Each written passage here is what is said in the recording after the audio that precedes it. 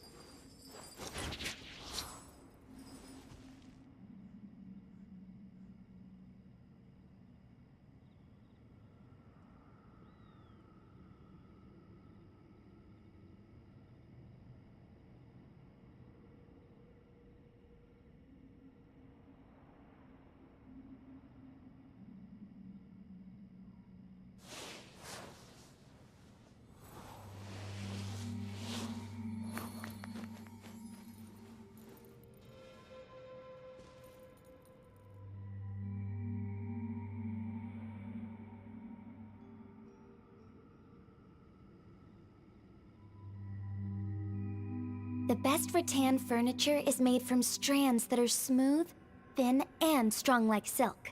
Furniture like that can be just as precious as a silver family heirloom. That's no exaggeration.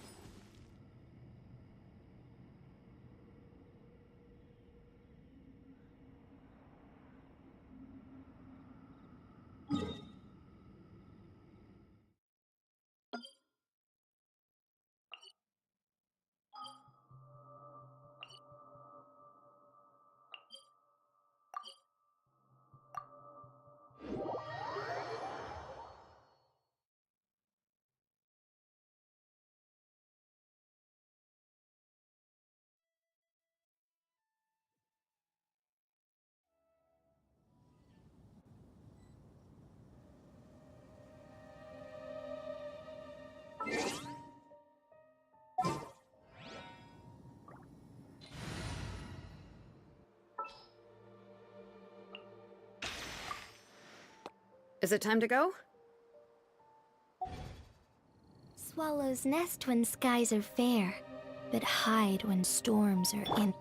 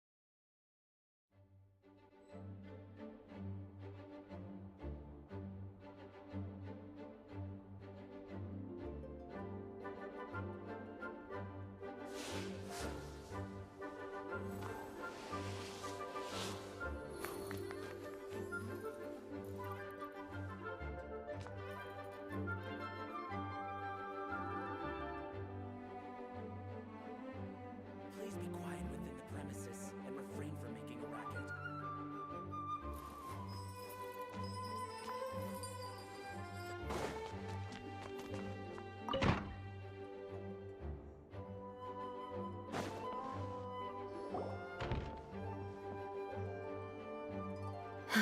Thank you for coming on such short notice, Honorary Knight.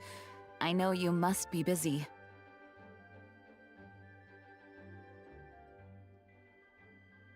Well, to make a long story short, there's a particular matter at hand that the Knights requires your assistance with. Yes, it has been one thing after another recently. Neither myself nor any of the Mondstadt garrison are able to catch a moment of peace. I have recently received multiple reports from the Knights of someone within the Lawrence clan having close dealings with the Fatui. The Fatui? Again?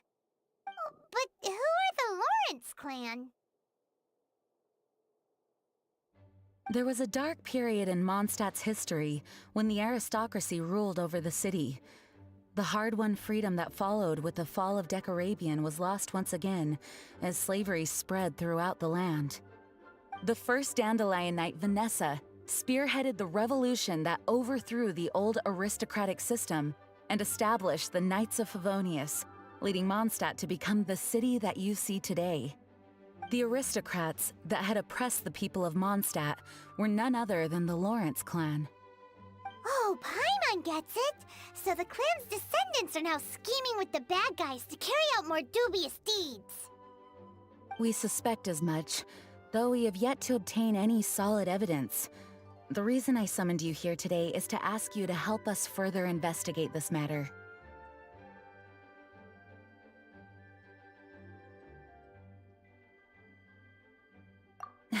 Unfortunately, the Knights of Favonius and the aristocracy have been at odds with one another for as long as I can remember. We've already considered every possible way of resolving our differences, but it seems the descendants of the aristocracy remain antagonistic towards the Knights. No matter what stance we take when dealing with them, the outcome is always the same. Our efforts only result in adding more fuel to the flames. We could come knocking on their door on the grounds of a search warrant, but if the investigation were to come up empty, I'm afraid tensions and distrust would only increase. All of our past efforts would have been wasted. You are in fact the best candidate to represent the Knights of Favonius. But you need not emphasize your role as the honorary knight. You're a traveler from a distant land, and you can approach the aristocrats in this way. Once you come to friendly terms with the Lawrence clan, you should be in a good position to learn more of their possible connections with the Fatui. Whoa, leave it to Master. The diplomatic issues I've dealt with. The name of the Lawrence clan member in question is Schubert. Lately, he can often be found strolling near the northern city walls. It is said that he is difficult to get along with due to his temperamental disposition, but if we Thanks again for your help. If you run into any snags along the way, I'll do anything in my power to support you.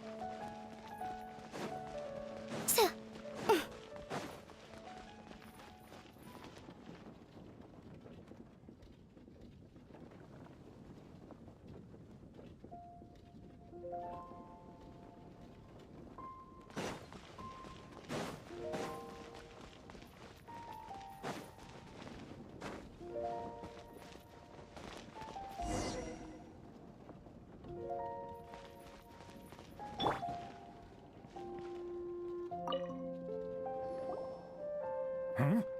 Who are you? Hello, we're here to... Hello?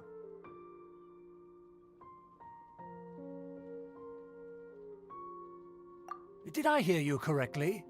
Hello? Huh.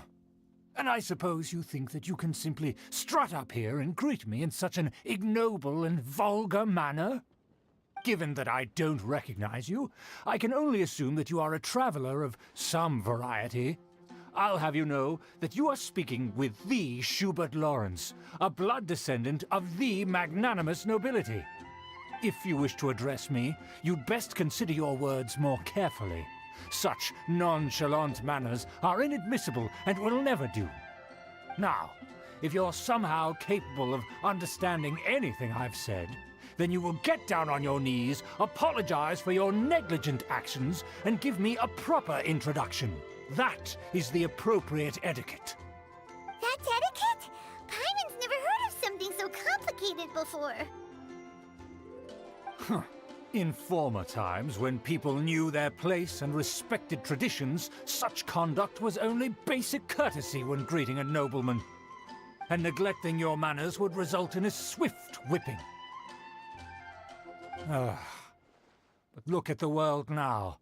Rules have been thrown to the wayside and manners forgotten. I cannot bear to see such degradation.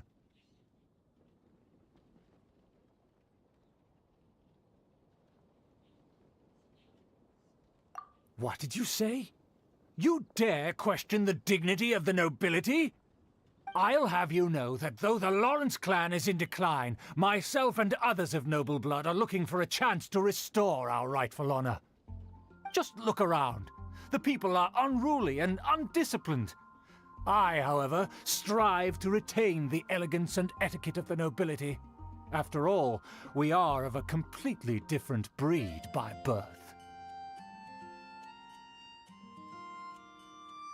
Save your words. I find your manners and bearing repulsive. I have nothing to discuss with the likes of you.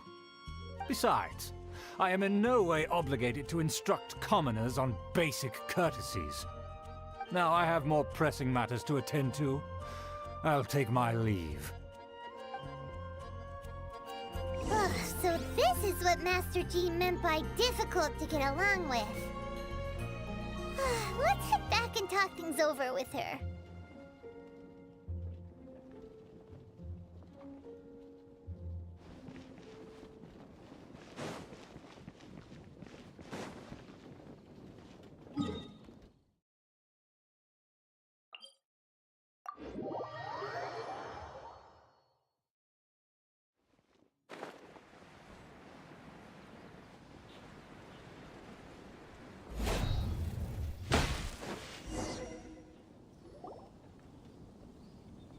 Well, if it isn't the honorary knight! I'm just on my way out to gather some intel. I didn't expect to run into you here. Huh? Judging by your expression, you must have run into some trouble. Master Jean tasked us with a special assignment, but things seem to have run aground for the moment.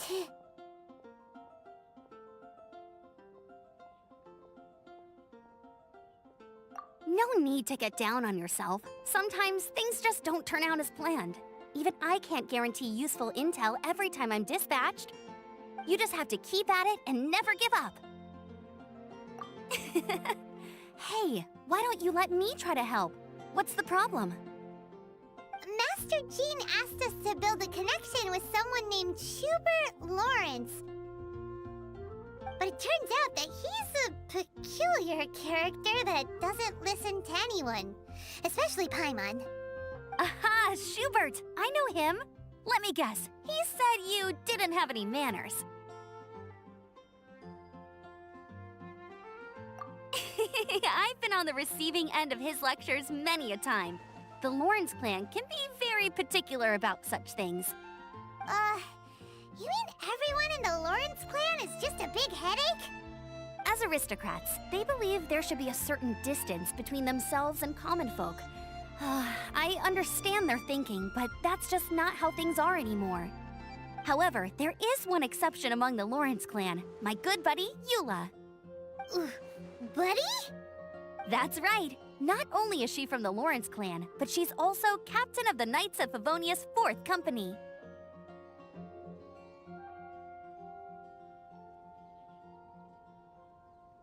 Eula is special. She's not quite like the other members of her clan. She has her own beliefs and it shows. In other words, she doesn't really adhere to the strict rules and conventions of her family. However, she's still quite knowledgeable about dealing with the Lawrences. I'm sure you'll see what I mean if you meet her. That's strange. If Eula is a member of the Lawrence clan, then why would Master Jean choose us for the task? Couldn't she just ask Eula?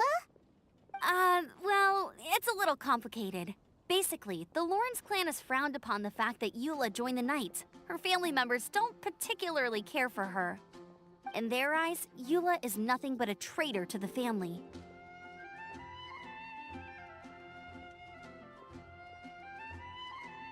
She's very easy to get along with. Just explain the situation, and I'm sure she'll help you come up with a way to get along with Schubert.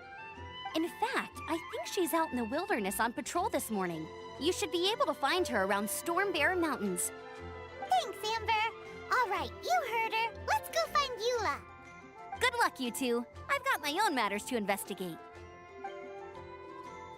Who would have guessed the Knights have a member of the Lawrence clan? Well, if you want to learn about the conduct of the Lawrence clan, who better to ask than one of their own family members?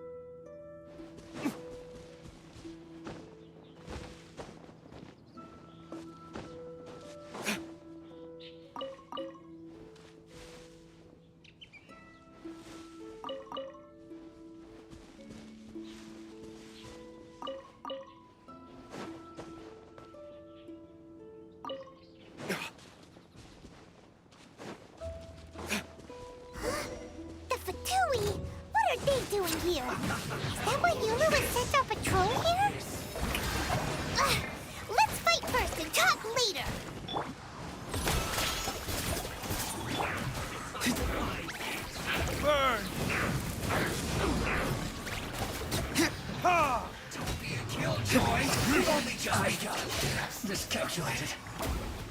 You need to hurry up! Fuel's clogged!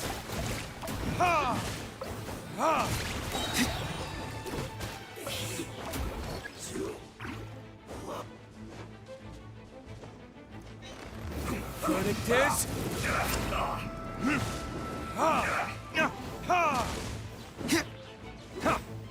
Stay right there.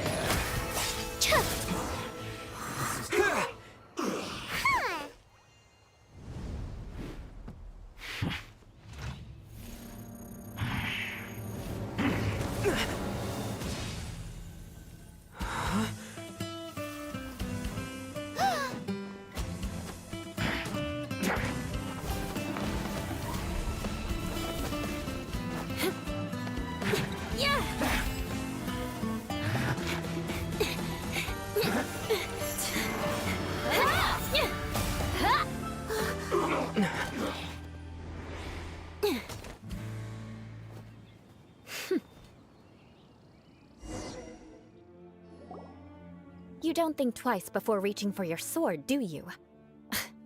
Do you have any idea how long I've been tracking these targets? And now you get to stake a claim. You think you're stronger because you got to them first? Mark my words, vengeance will be mine. What? That's right.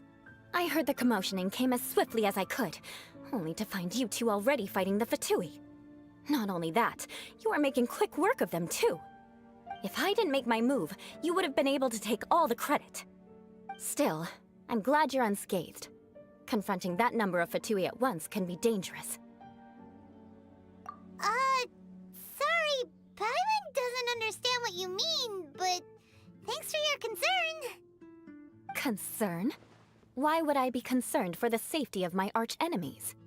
Arch-enemies? Wait a minute! You were saying how glad you were that we were unscathed a second ago! By which I meant, if you were injured, I'd have to escort two strangers guilty of stealing my targets all the way back to Mondstadt. Which would mean you'd cause me even more trouble. My vengeance would be swifter still. Huh? So that's how you see all this?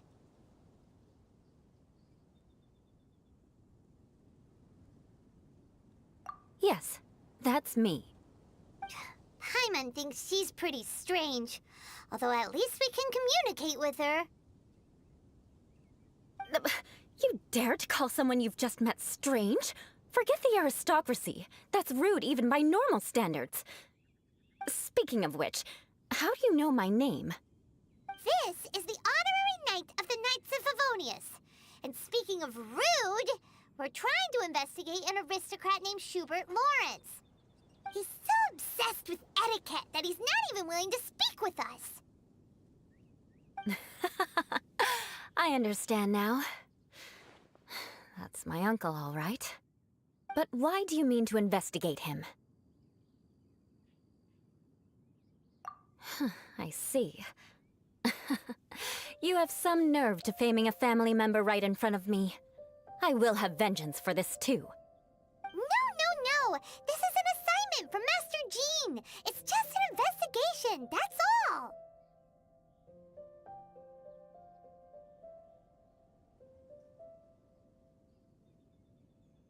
To the everyday citizens of Mondstadt, everyone in the Lawrence clan is scum. It's natural for rumors and unwarranted gossip to lead to such suspicion. Hard to avoid such a reputation when you're known as the ruthless rulers of Old Mondstadt. Oh, so that's what you think of me? Yet another transgression to avenge. But, didn't you say it first? Oh. Curious. We've only just met, and you've already given me 3 causes for vengeance. It's been a while since I've encountered anyone as interesting as you.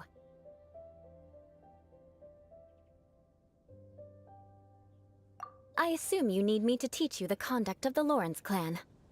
Only then will you finally be able to communicate with my uncle, correct? That's right. Amber told us to come and talk to you. Well then, let's begin your training immediately. It'll be easier to train when we're back in Mondstadt. We can put that aside for now. Besides, if it's the acting Grandmaster's assignment, and Amber's the one who recommended me, I should comply.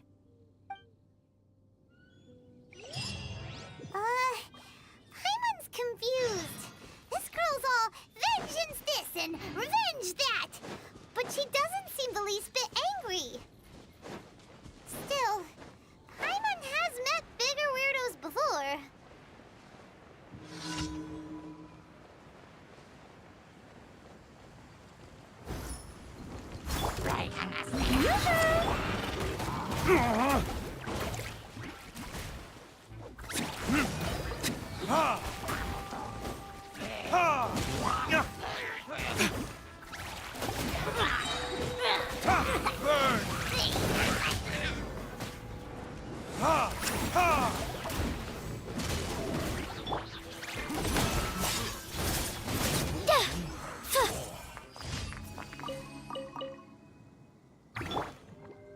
Strike a pose!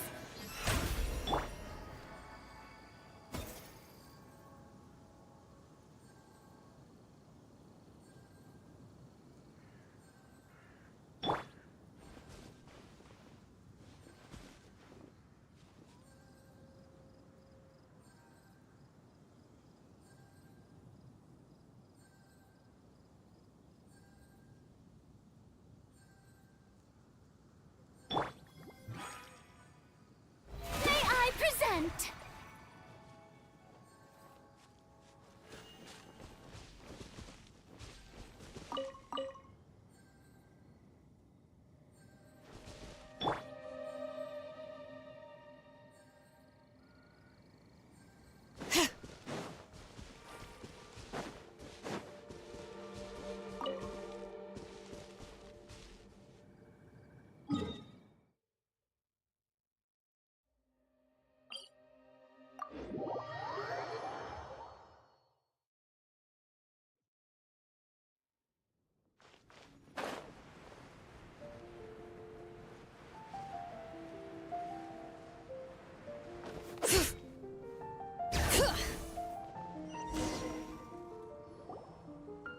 Ah, you finally arrived.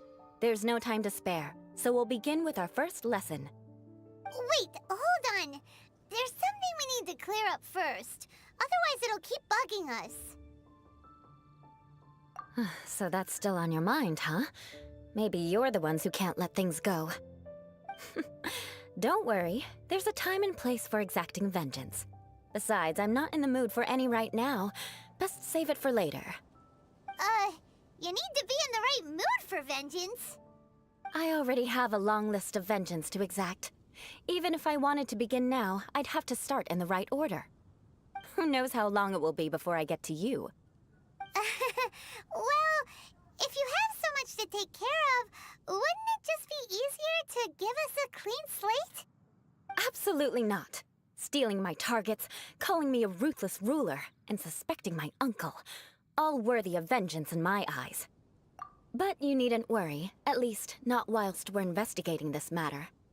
I'm sure you're familiar with the phrase, a man of moral integrity fears no slanderous attack. If Uncle Schubert didn't commit any wrongdoing, then any such investigation will prove fruitless. But if he did commit a wrongful act, then he should bear the full punishment. I'm sure you understand.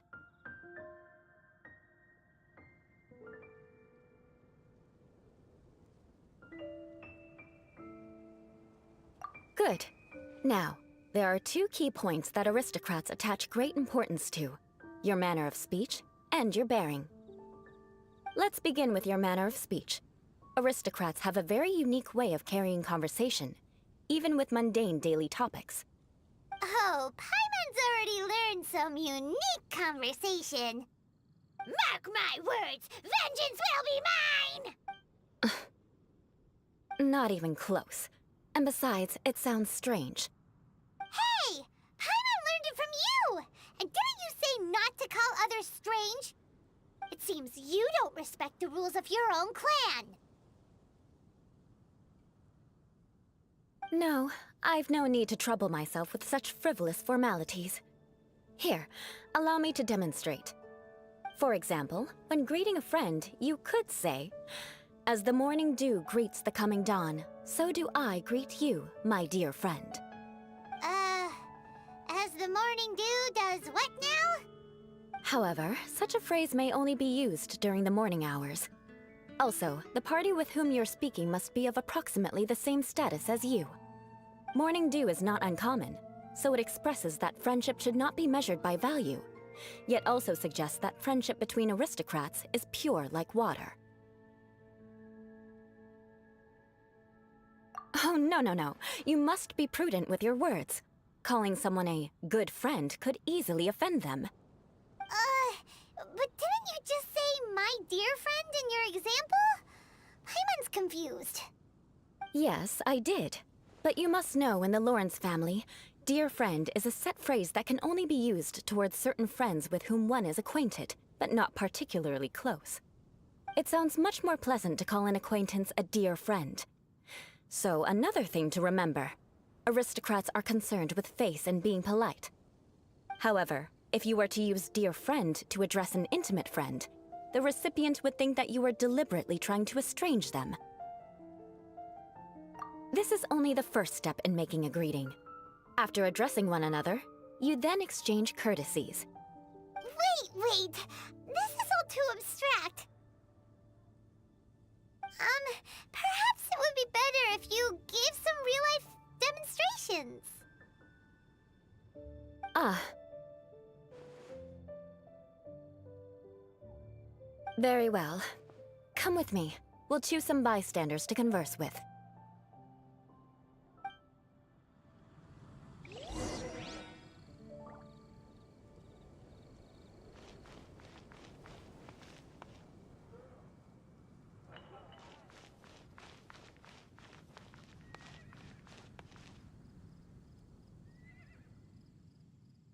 Hear the echoes of the valley!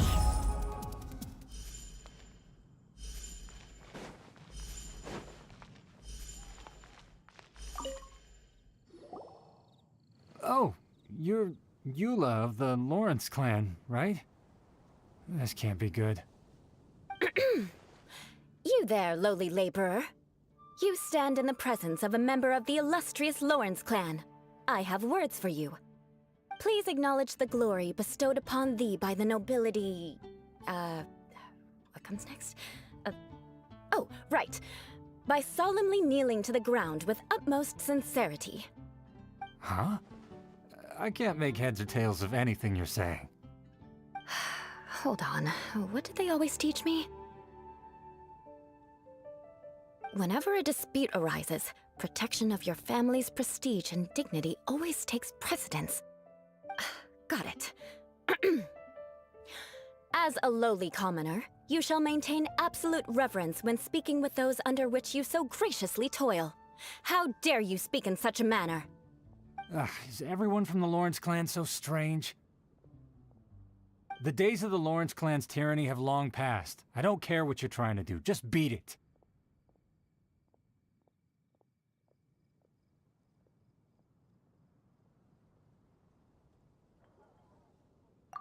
Like I said, I don't care what you're doing.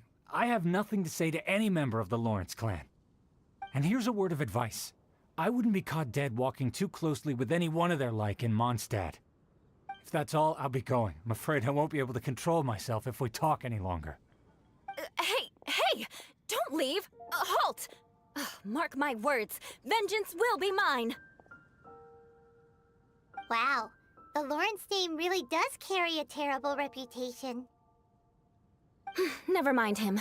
I could have predicted as much. Let's find someone else.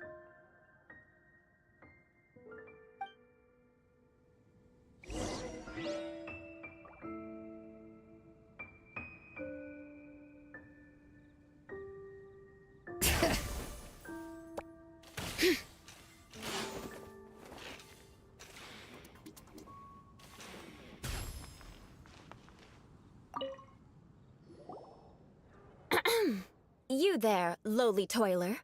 You stand in the presence of a member of the illustrious Lawrence clan. I have words for you. Please acknowledge the glory bestowed upon thee by the nobility, and solemnly kneel to the ground with utmost sincerity. Huh? Why don't you respond? According to the custom, I must wait until you kneel completely before I can say the next words. Ah, right. I mustn't look at you too long, or I'll be drawing more attention to our difference in status. Oh dear, I've already stared at you for quite a while. Fine. You may spare yourself the formality of kneeling, as it may be a little inconvenient. I shall continue. Oh, wait. I think there's a line for people with rude attitudes in this situation. Hey, stop bothering me or else I might say something you wouldn't like to hear. Then again, I've got no words for anyone from the Lawrence clan. Again? What's with this attitude?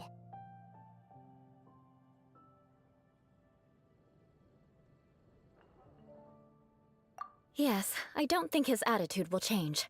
If I keep grandstanding like this, the outcome won't be good. Let's try to find someone else to talk to. I'll remember your unwillingness to comply. Mark my words, vengeance will be mine.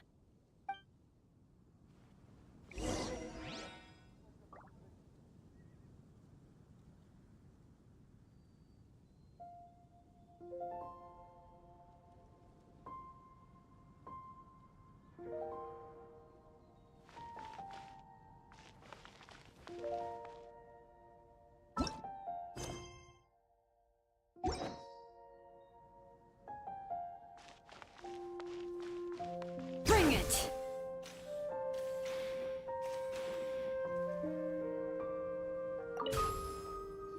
You there, lowly worker. Yeah, I've already heard it all before. Look, just spare me the time. Our answer's always the same. We've got nothing to say to the likes of you. I mean, seriously, can't you just take a hint? Please calm down. We don't want to cause any trouble. I know she's a Knight of Favonius, and that the Knights wouldn't misplace their trust, but the name Lawrence carries too much weight with it. Even to this very day, the descendants of the Lawrence clan are still scheming to reclaim Mondstadt and reinstate their aristocratic rule. And if that wasn't enough, here you are purposefully using their awkward way of speaking just to put on an act? Don't you care for the feelings of us ordinary folk? You have a point. But mark my words, this transgression will not go unnoticed. Huh? You want to fight? Listen here, I may be no match for you, but I'll be sure to lodge a complaint with the Knights of Favonius.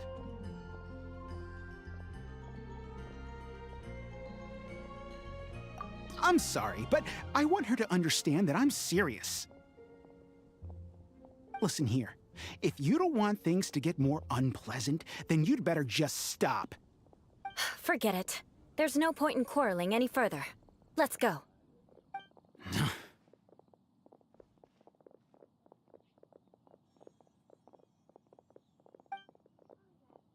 It's all right. This happens quite often. Let's find someone else to talk to. Paimon thinks we've seen enough now. Let's just stop. Actually, Paimon thinks we should apologize for asking you to demonstrate for us. We had no idea the feelings between the Lawrence clan and the people of Mondstadt were so bitter. What can we do? The Lawrence name is already a dirty word among every household in Mondstadt. Even three... Don't worry. What with me being a Knight of Favonius, they're usually willing to speak a few words with me. Perhaps my aristocratic manner of speech provoked them today. Believe me, it's not a big issue. So this is the way things are normally for you? There's no need for them to direct their anger at you personally. That's the way things are.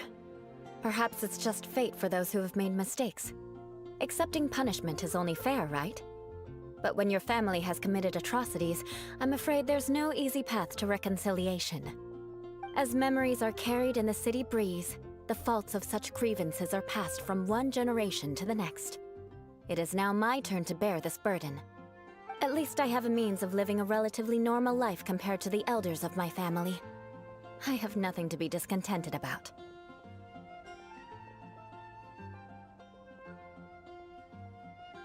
Yeah, why were you so willing to try and demonstrate for us? Oh, that reminds me. That last person will not escape my vengeance either. Let's leave it at that. Just think of it as something I like to do. But unfortunately, you probably didn't learn much from those conversations. It seems we have no other choice but to find more people to talk to. No need! Besides, the Traveler's pretty sharp, and nothing gets in our way on an adventure. Paimon thinks we got the gist of it now. Right? Right? We'll just have to roll with it for now. Let's just keep Eula from getting anyone else riled up. Well then, I'm glad you learned something. You're already halfway toward mastering aristocratic conduct. A proper manner of speech is more aesthetic than anything else. It stems from their taste for refinement. But we must also practice your bearing. I have a very effective way of training for this. Come with me to Dragonspine.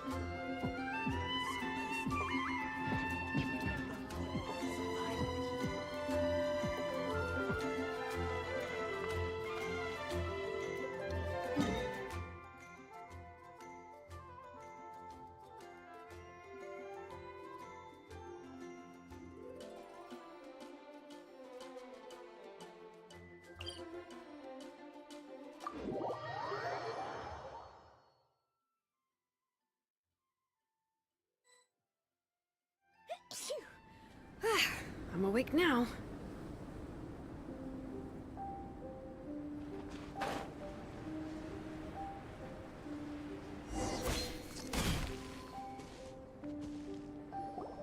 It's so cold.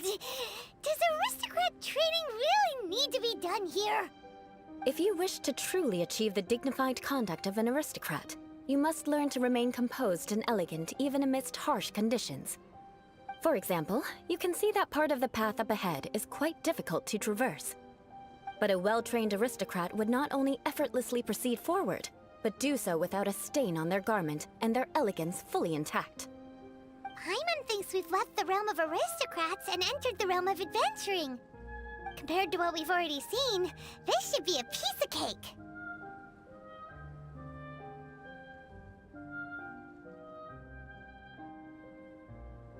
Uh-huh. This is where you can finally apply some of your adventuring knowledge. You look pretty confident this time. All right, let's get started. Remember, you must be graceful and elegant. Don't get knocked or launched into the air. That would be most unsightly.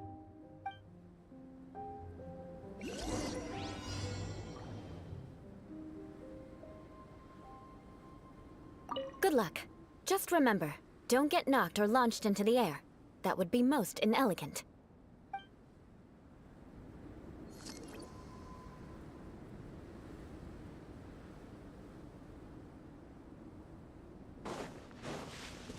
That won't do. You've exposed your shortcomings. No need to worry. Head back to the starting point and try again. It'll be difficult at first, but the key is to remain patient. Let's try again. Remember, you must be elegant. Don't get knocked or launched into the air.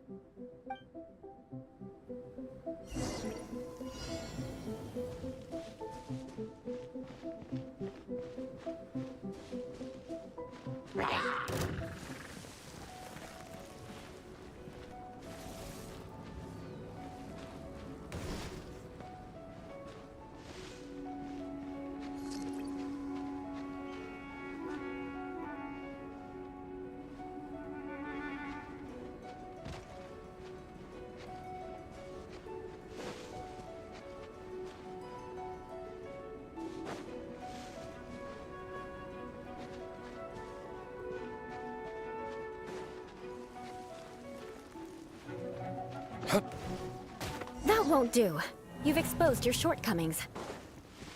No need to worry. Head back to the starting point and try again. It'll be difficult at first, but the key is to remember, you must...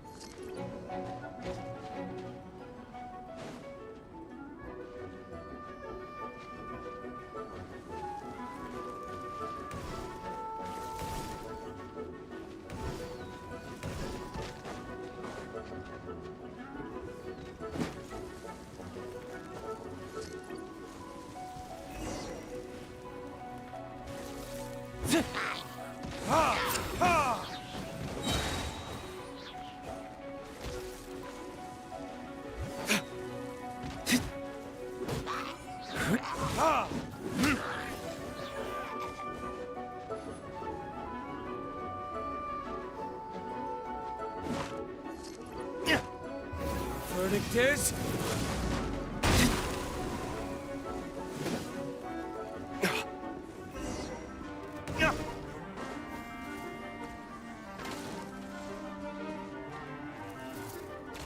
That won't do. You've exposed your shortcomings.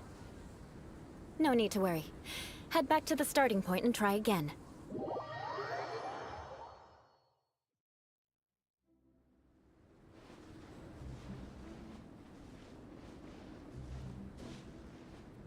It'll be difficult at first, but remember.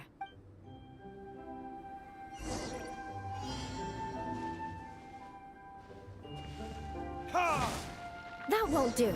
You've exposed your shortcomings. No need to worry. Head back to the starting point and try again. It'll be difficult at first, but remember, you...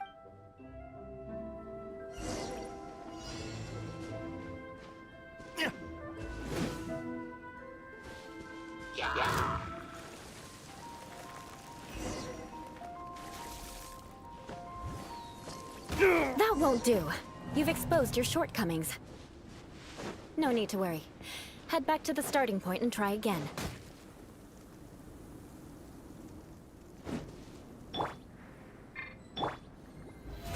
How brilliant!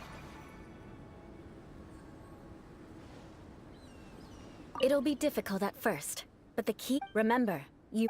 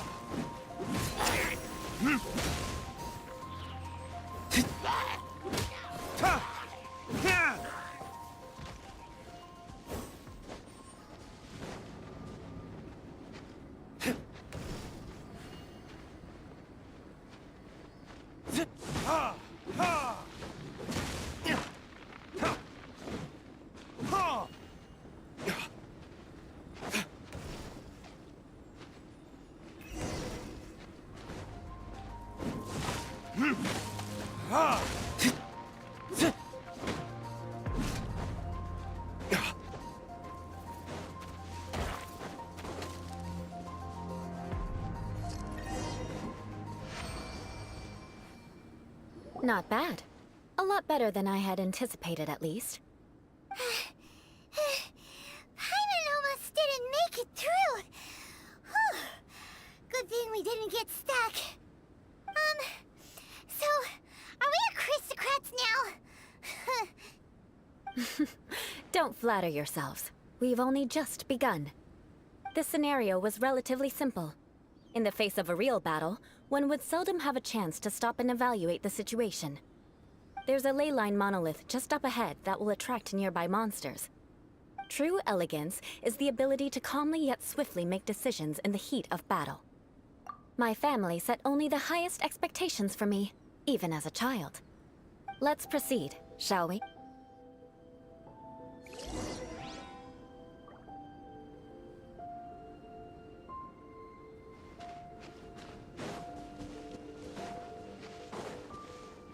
This is the ley line monolith. Go ahead, activate it. But be careful not to get launched into the air or frozen while fighting. That would be most unsightly. Yeah.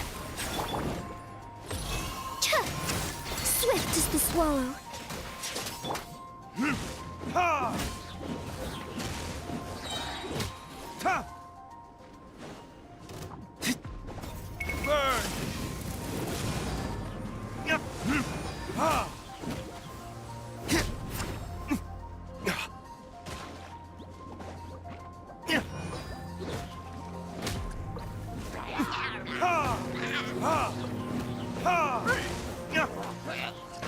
You failed this time. What a shame. But not to worry. It's just training after all. Let's try again.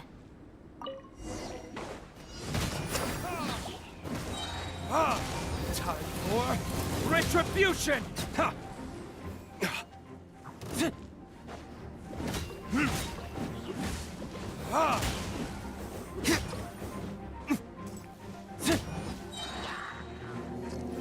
Verdict is...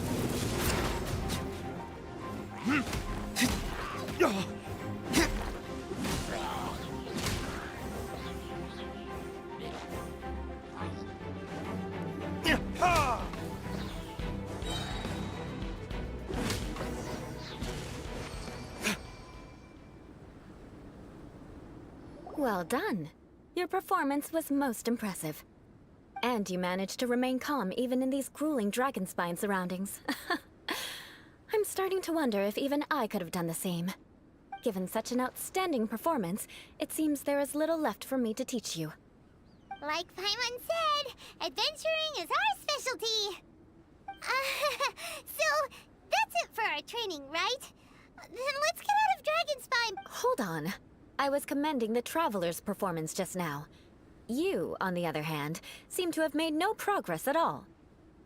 What? You mean Paimon was also part of the training?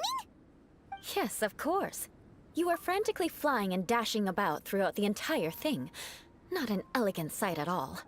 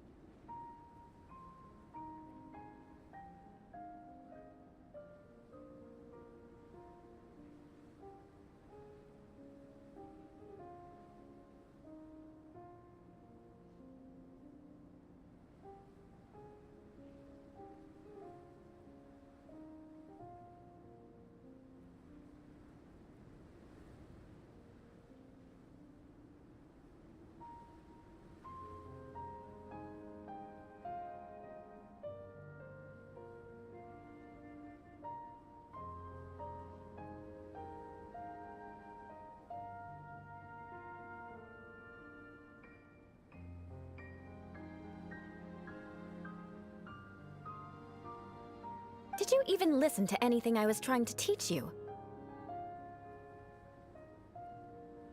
Yeah, that's it. It's too cold here. Besides, Paimon was paying attention to the Traveler.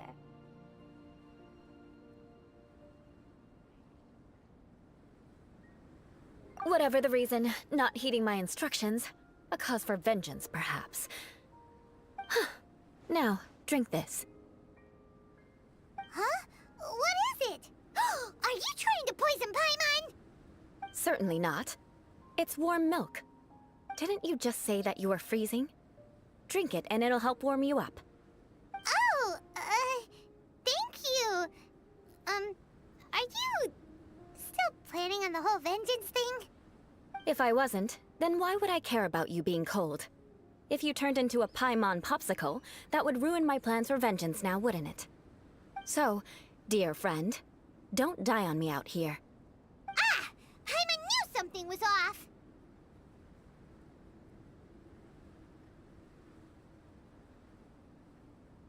All in the name of vengeance. No need to thank me. Now then, given that your training is complete, it's time we return to Mondstadt. Our last step will be preparing a cordial gift to present to my uncle when you meet him. I already have something in mind. Let's pay Sarah a visit at Good Hunter.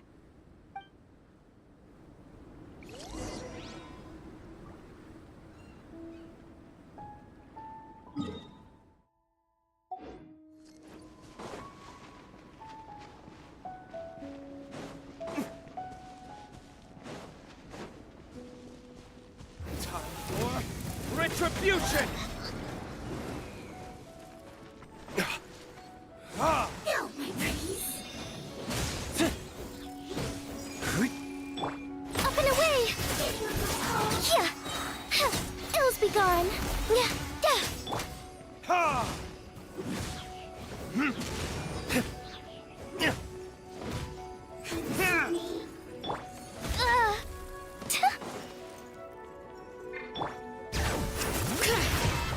Letting brave names echo!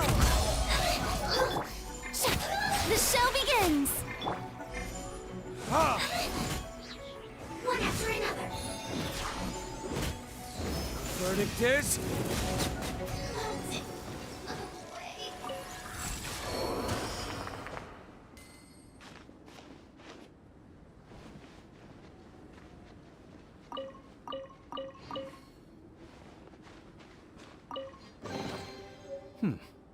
Better than nothing.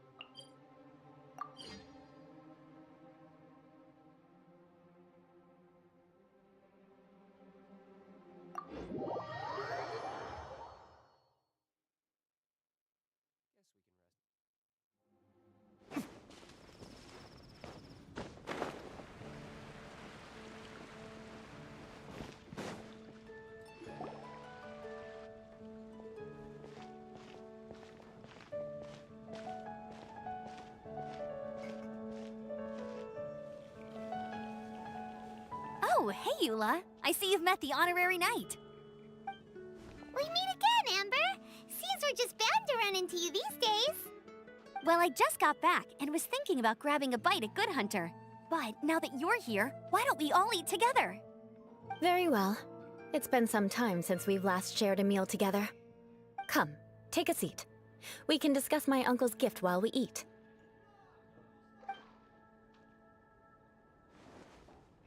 Yes? Is there something else you'd like to order? Could you please prepare a serving of my uncle's favorite, gebratenes Fleisch mit Sauerkraut? We'll take it as a gift to him later. Coming right up. It'll take some time to prepare. I'll have it here at the counter once it's ready. Hold on a moment. Is this satisfying salad also something that Amber ordered? No, she didn't order it. But because she didn't order any vegetables, I thought I'd throw in a salad on the house. You know, to contrast all the meat dishes. So, we clearly didn't order this, yet you prepared it without authorization. Mark my words, this transgression will not go unnoticed. You're gonna take revenge on her for giving us a free salad? You should know me by now. That's the kind of villainous character I am. Well then, please wait a moment while I get the dish for your uncle started. Delicious unauthorized delicacies. Sarah will pay for this. Why would you choose gebratenes Fleisch mit Sauerkraut as a gift for your uncle? Hyman's never even heard that dish before. This dish isn't actually on Good Hunter's menu. Only long-standing patrons such as my uncle would know about the dish. The old aristocrat seemed to take a liking to it. Because of the sour flavor of the sauerkraut, not too many people are fond of it these days. I guess it's become less popular over time. Eula treated me to the dish once, and I couldn't even finish a bite. I've nicknamed it gebratenes Fleisch mit Vengeance ever since. Ugh. I never expected us to have such completely different tastes in food. If I weren't in such a good mood, I'd say, of course not. It's hard to find someone in Mondstadt that attracts contempt as much as she does. It's fine when you're just joking between us, but I'm afraid our honorary knight might misunderstand you. Eula's always talking about vengeance, but that's just how she is. It's nothing you should take too seriously. But I am serious. And I'll remember every transgression committed against me. Ugh, it's no wonder so many people dislike you. Paimon's starting to realize that Eula is actually a very good person. There's no need to be so awkward when you want to say something nice. Listen, you've never been labeled as a social pariah, have you? Well, no? So that's why you wouldn't understand how hard it is for a bad person to try to be good. It's impossible for me, and I have no intention of acting like a good person. All right, no need to look so sullen. I'm just kidding. Come on, let's eat. The food is getting cold.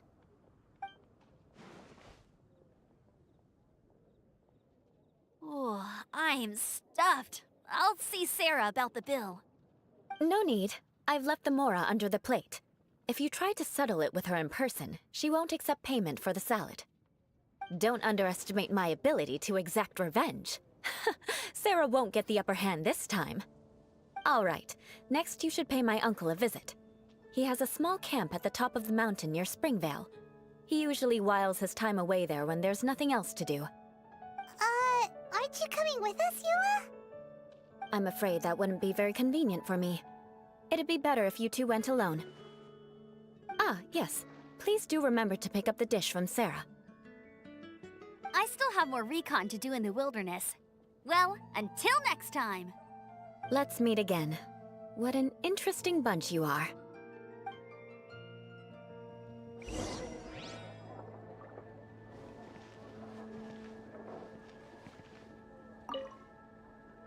Here, the Gebratinus Fleischmitz sauerkraut is ready to go.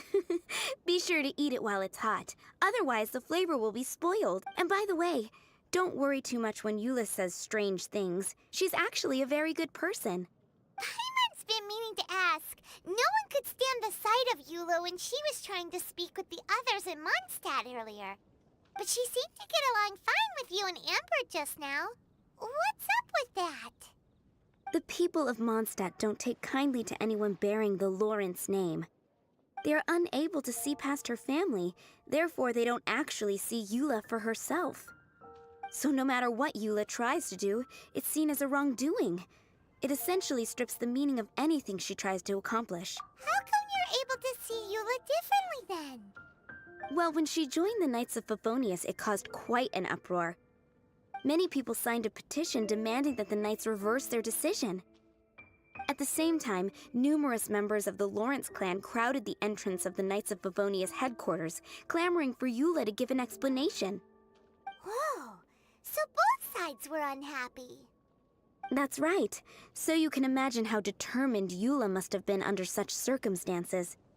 But thanks to Grandmaster Varka and the unwavering attitudes of others in the Knights of Favonius, they were able to quell the unrest.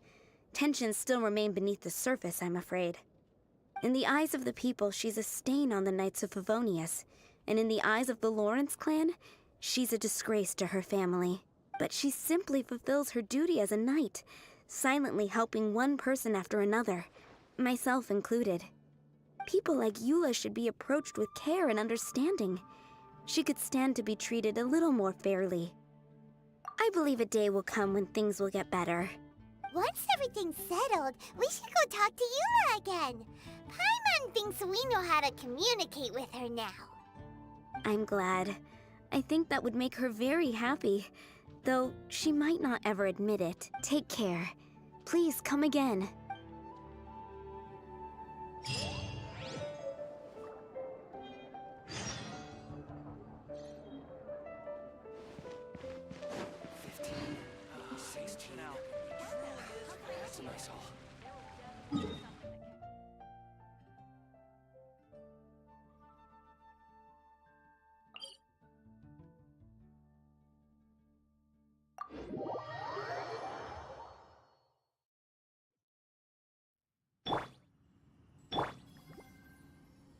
Let the world collide!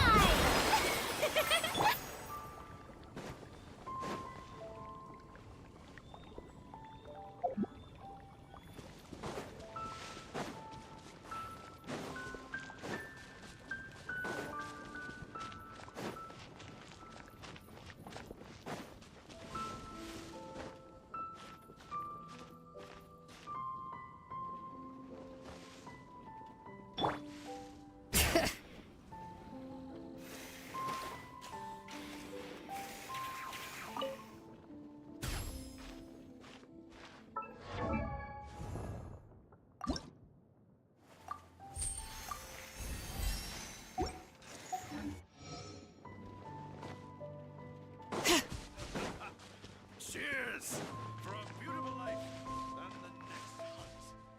Bring it!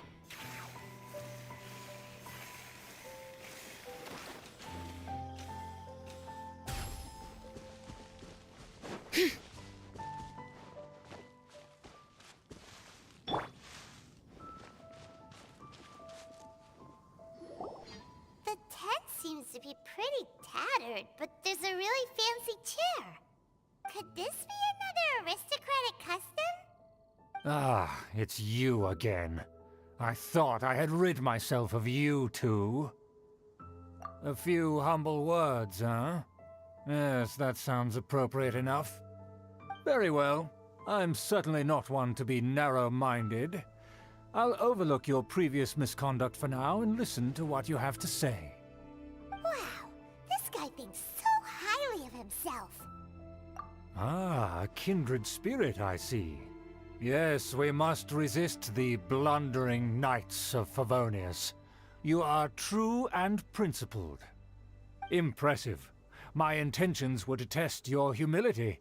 It appears you have become well-versed in our etiquette. Oh, so he was testing us. Sheesh, what an ordeal. Your conduct is satisfactory. I must say, such progress in such a short time is practically unfathomable. If I may ask, from whence did you learn such a civilized manner of speech?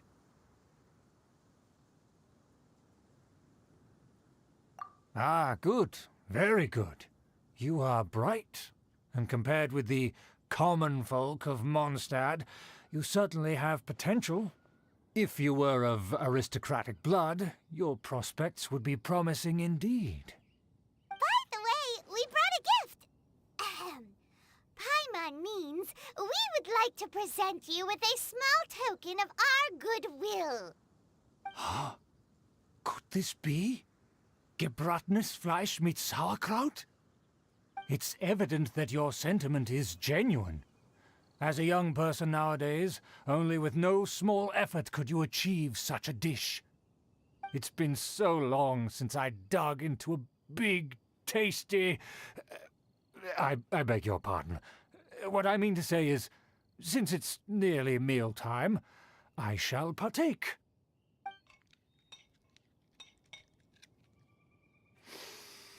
Ah, yes, this aroma, just as I remember it, and this exquisite sour flavor. A delicacy that only us noblemen and women could appreciate. Now even Paimon's starting to wonder what it tastes like. I acknowledge your genuine goodwill. Such sincerity must certainly imply that you come bearing a request.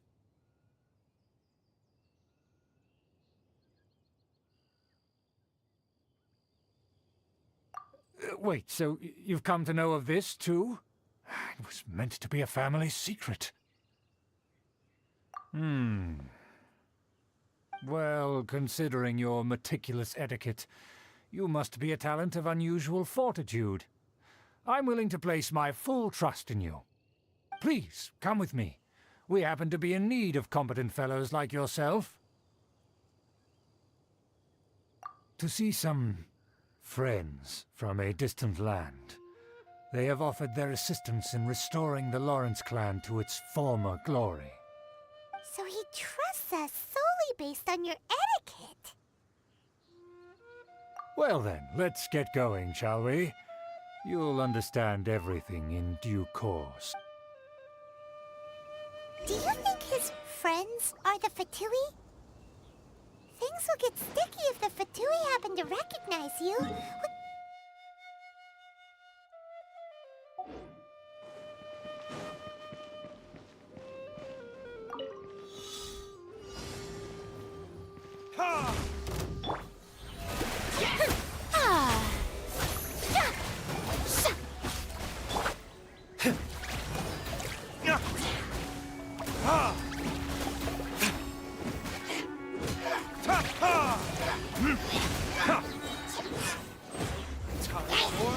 Retribution!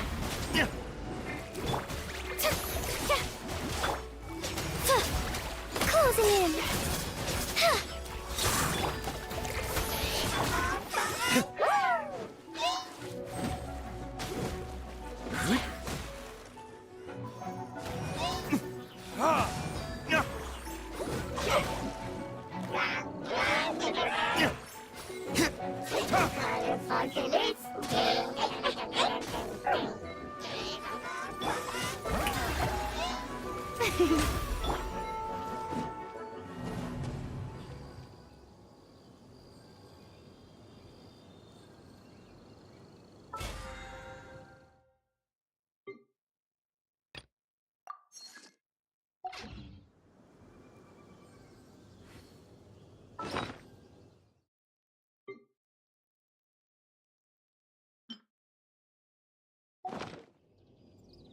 You should really bring the Knights of Favonius with you next time.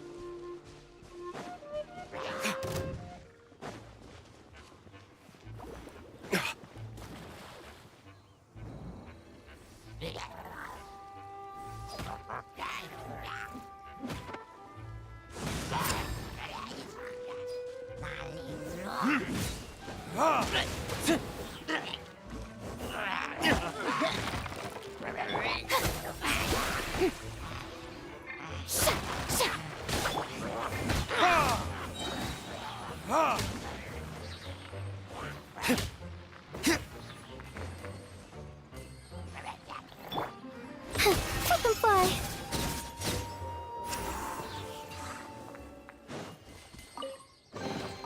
Just a moment. Let's tally this up.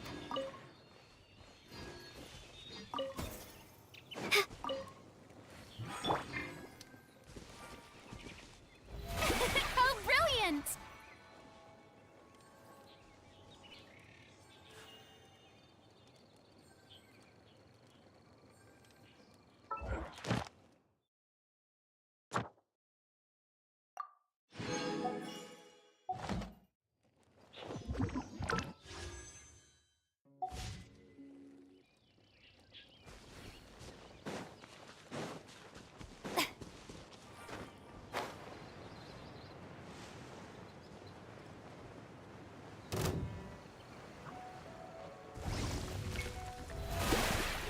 Time to shine!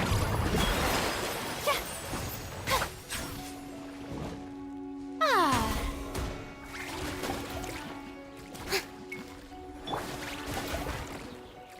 Burn!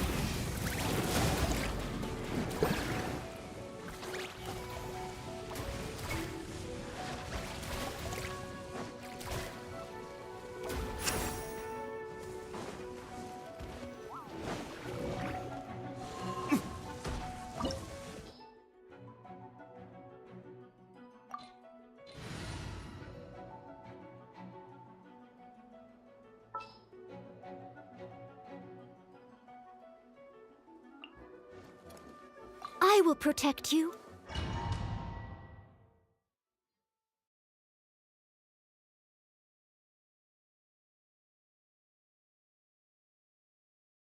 Huh? Why have you put on a mask all of a sudden? Even if they are powerful, our status is much higher than theirs in the land of Mondstadt. And therefore, we shouldn't allow them to admire our true faces so easily. I see. Good thinking. Paimon thought for sure they'd recognize us. Let's proceed, shall we? I'll introduce you as my...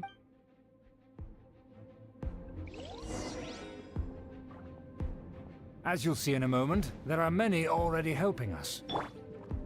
I heard that this area had already been purged once by the Knights of Favonius, but it's the only place around Mondstadt that is well concealed and spacious enough. Although it has fallen into disrepair and does not suit the tastes of the nobility, we simply have to make do for now. Sorry, can we walk any faster? Of course not. An aristocrat always moves with grace in his steps. Moving hurriedly is unacceptable.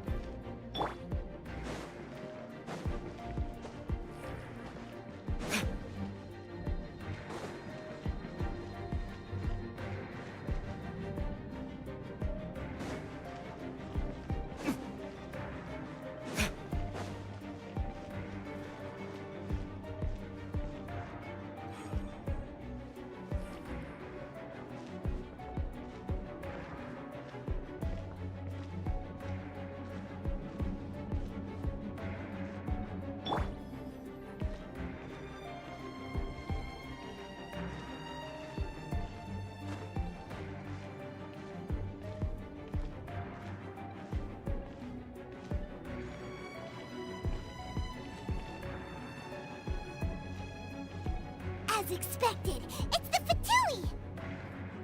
As expected. Because we always see them around the city. They must be very powerful. Huh. Nothing more than foreign ruffians with power and the ability to flaunt it. But they are favorable. Hold it right there! Who's this? If you really must know, they're my guests. If you happen to offend them in even the slightest, then you will be held accountable by the Lawrence clan. But this matter is of utmost secrecy. We must exercise caution. You dare question the ways of a nobleman? I don't have time for this. Make way. No need to sound all high and mighty like that. Fine. You may proceed. Good thing you're with us. They don't dare to question you. Of course. That is the benefit of prestige. In past times, it would be a dire offense to speak to a nobleman in such a manner. We could determine a person's fate with the blink of an eye. Huh. And such glory will return to me again before long.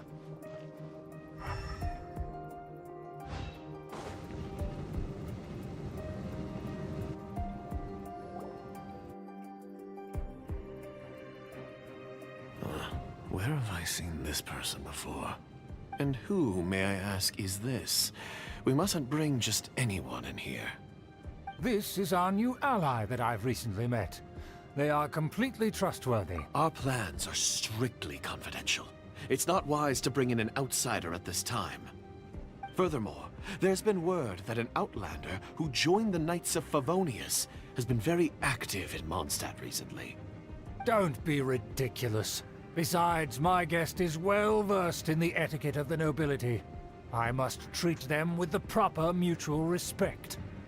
The Knights of Favonius pay no regard to such details. They could never understand the intricacies of our etiquette. And what about this thing? You mean Paimon?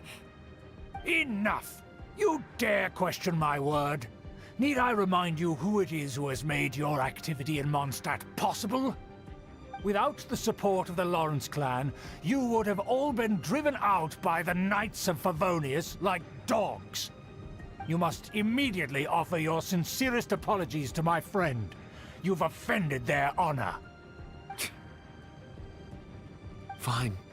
I'll take your word and make no further inquiries. Now, to the matter at hand. Did you bring the diagram of Mondstadt's defenses as promised? Oh, so that's what's going on here. Yes, of course. Here it is. Let me see.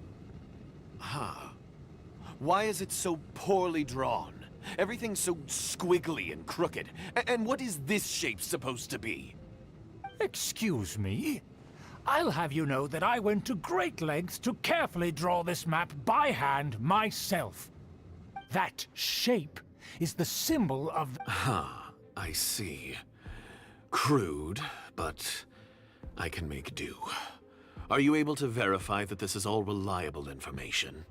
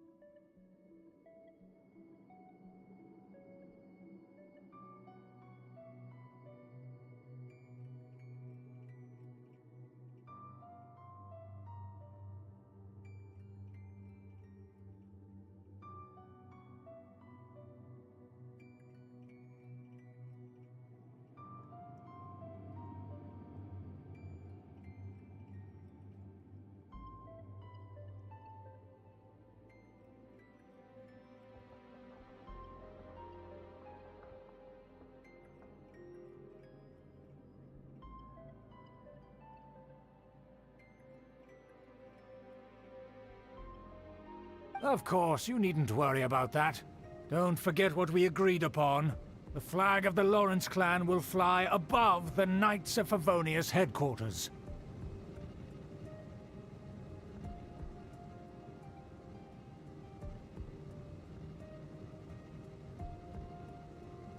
The rights to that building, as well as the whole of Mondstadt, belong to the Lawrence clan.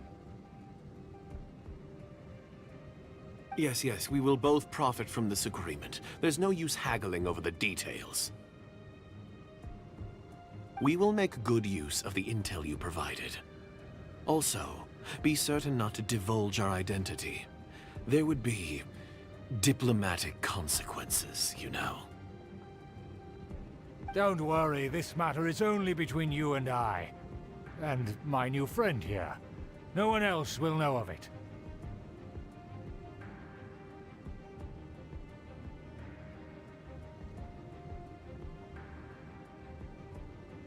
Once this is over, I shall stand atop the Favonius headquarters and rebuke their pathetic rule over Mondstadt.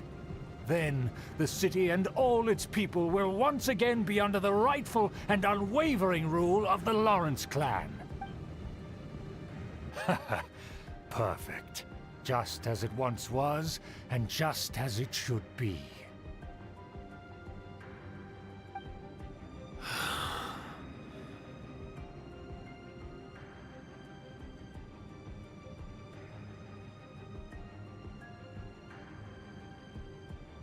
May I remind you once again that we mustn't act rashly.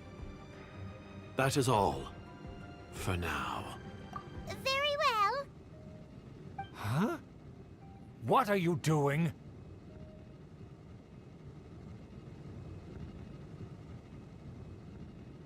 That's right! It's the honorary knight and their trusty companion, Paimon! We're here to crush your evil schemes into dust! Dust!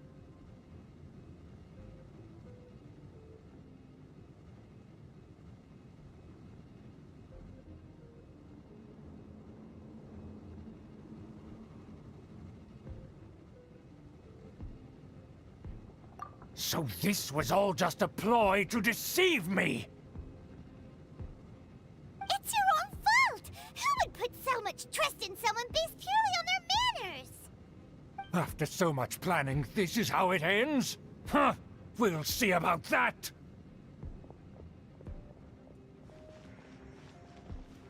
Just as I expected. I knew I should have never trusted these foolish aristocrats. No matter, we already have the intel we need. Get them!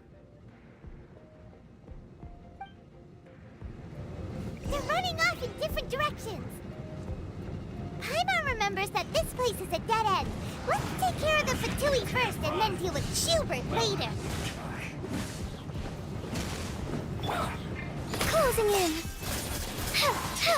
Swift as the swallow.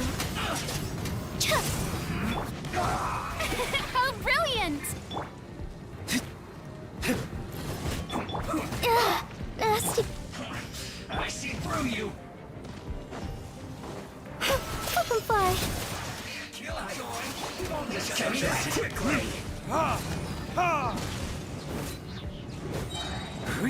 Time for retribution!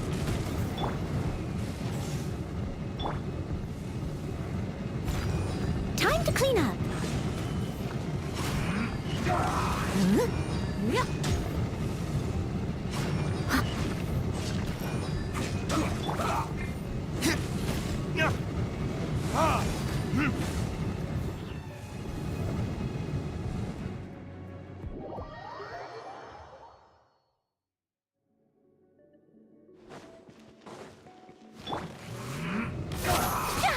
Shower me with praise!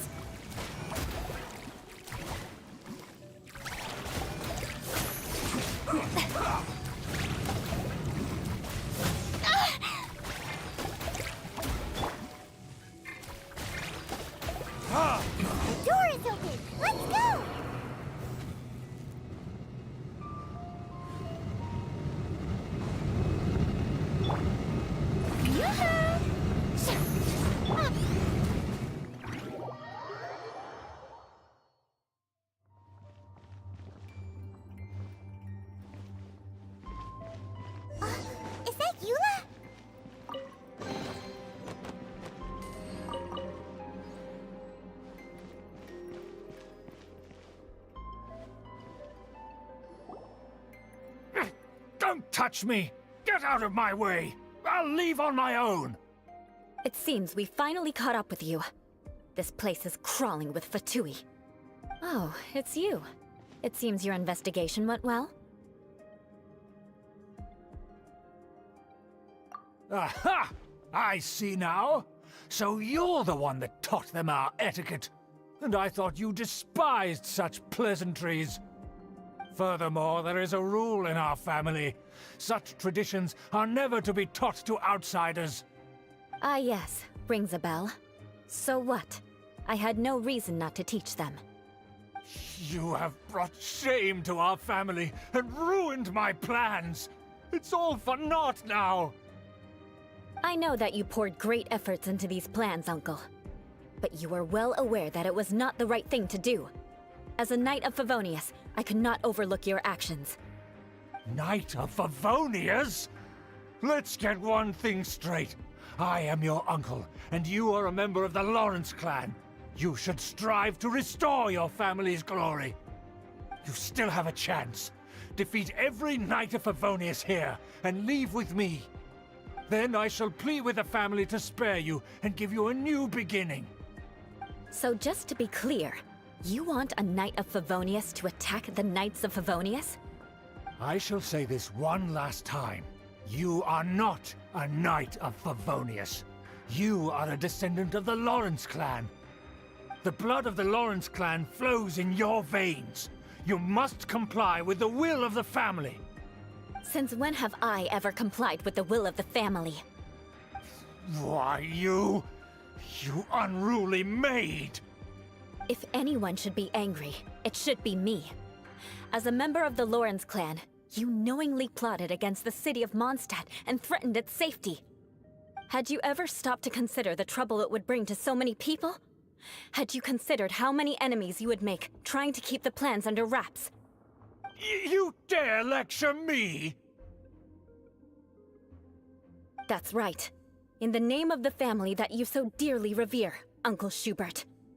I've never experienced the age of glory you always speak of, and I've never understood our family's incessant pursuit of it. But I am capable of discerning right from wrong, and I deeply understand what freedom means to the people of Mondstadt. The Lawrence clan should never and will never become what you've dreamed it to be. Oh, the disgrace of it all! How could such a rebellious monster emerge from our own family? Things are starting to get pretty hysterical here. Politeness and elegance seem to have gone out the window. That's enough fuss for today. You two, take him away. The honorary knight and I have other matters to attend to. Given that you've already taken action, I assume you've come across some conclusive Paimon took a peek at their diagram. Your uncle had mapped out all of the Knight's patrol routes and marked out key information about Mondstadt. And there was me thinking that he was just another elder of the family. And a lazy one at that. I never suspected he could stoop this low. So stubborn. Mark my words, vengeance will be mine. Let's discuss this later. Our first priority is recovering that diagram.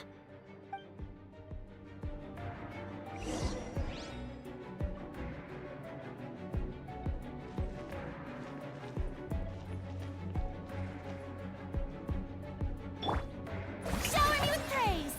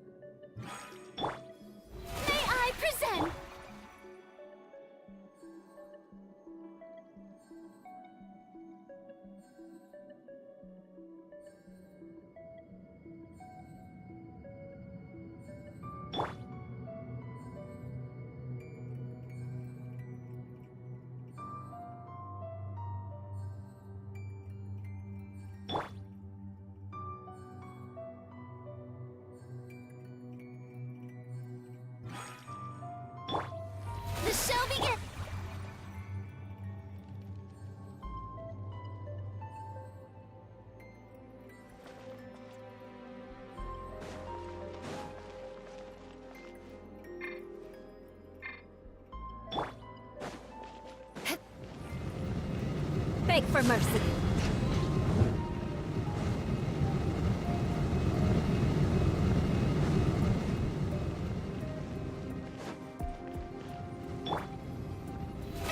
How brilliant!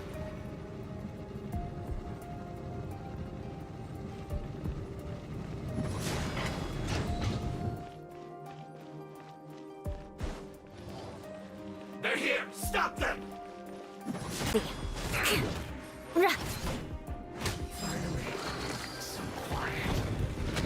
More speed.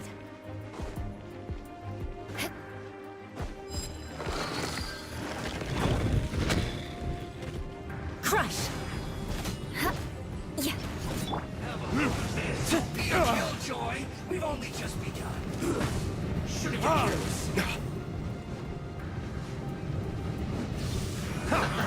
can't run! Miscalculated.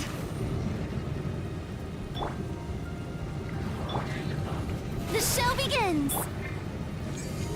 I must collect myself. Let's move. Burn! Have a load of this. Let's move. Must counterattack. Have a load of this.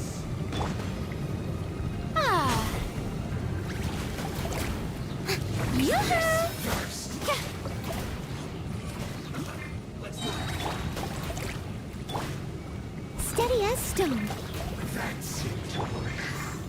This was well done. Shudder!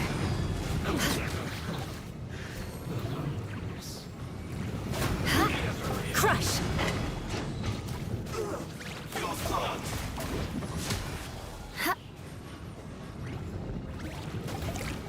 Put your back into it.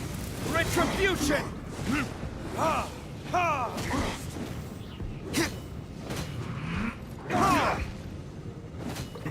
Stay hurt.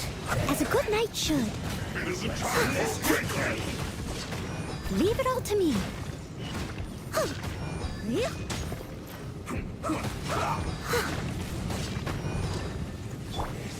Shower me with praise!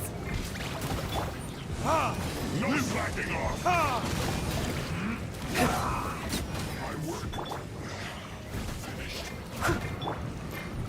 Beg for mercy. Well met. Crush! Vengeance will be mine. This is bad.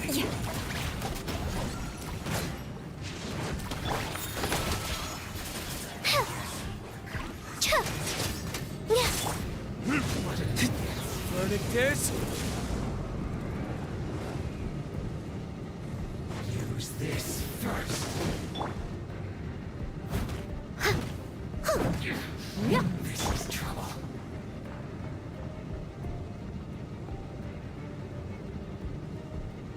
Ills be gone. Ha! Ha!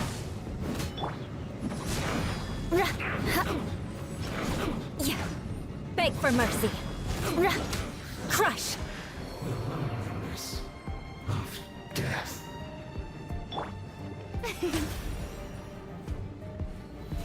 How brilliant!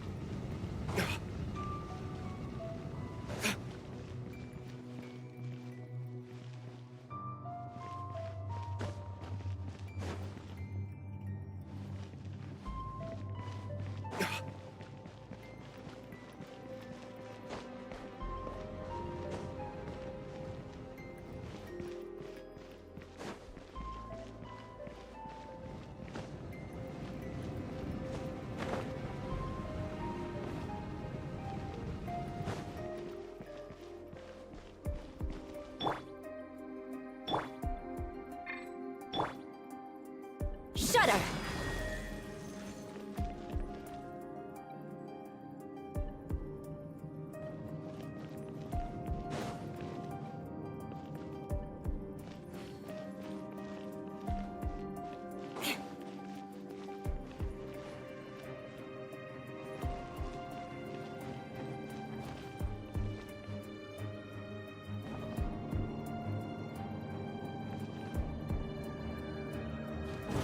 There it is! That's where they put the diagram! This here, huh? I guess there's no other option but to fight!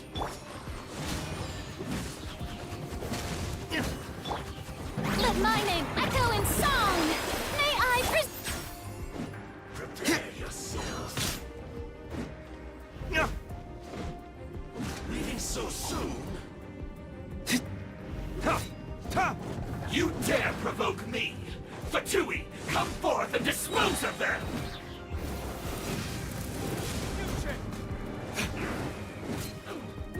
No escape! Here! Ha! Ha! Ha! Beg for mercy. Yeah. Crush! Cover! This is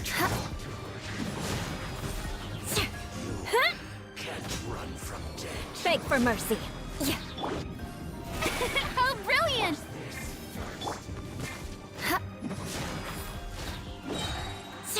Freeze to the core.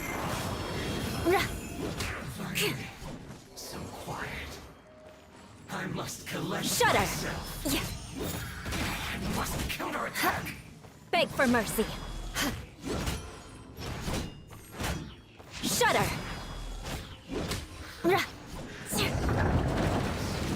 Of death. This must be it. They may very well have already made a copy of it. But without my uncle as their puppet, there'd be no use in them attacking the city. The Fatui wouldn't have relied only on your uncle. True. But if their plan had hinged purely on taking Mondstadt by force, as opposed to with the help of a puppet, they could have spared themselves the trouble. The Fatui are dishonest, but they wouldn't go as far as to start an open war. Their opposition wouldn't just be Mondstadt alone. Anyway, I'll inform the acting Grandmaster. She'll know how to handle things from here. Oh yeah! You suddenly appeared at just the right moment! Yeah, about that.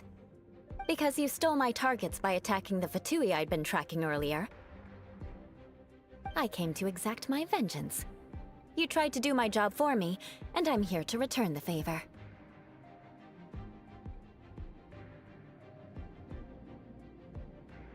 Finally! After all this time, Paimon understands what you're saying! In reality, you sensed that something might happen to us during our investigation. You were worried about us and your uncle, so you brought a team to take a look. My purpose was vengeance. Don't twist the story. You don't look too bright, but it turns out you have a knack for scheming. And mark my words, I'll remember that. Hey, what do you mean Paimon doesn't look too bright? You have seeded a deep enmity between us. Just you wait. Even if you were to be completely destroyed, I would never forget you.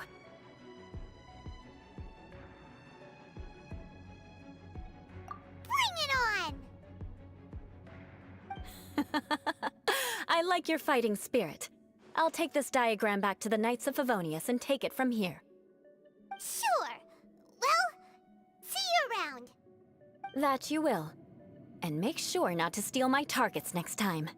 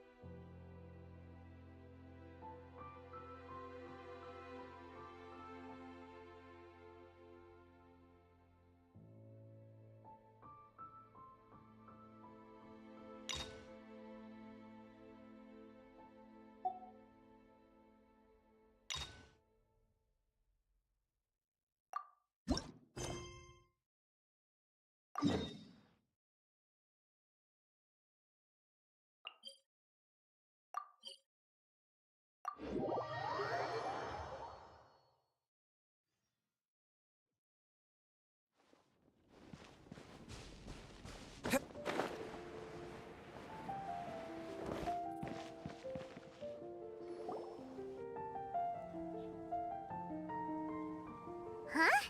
Looks like Timaeus isn't here today.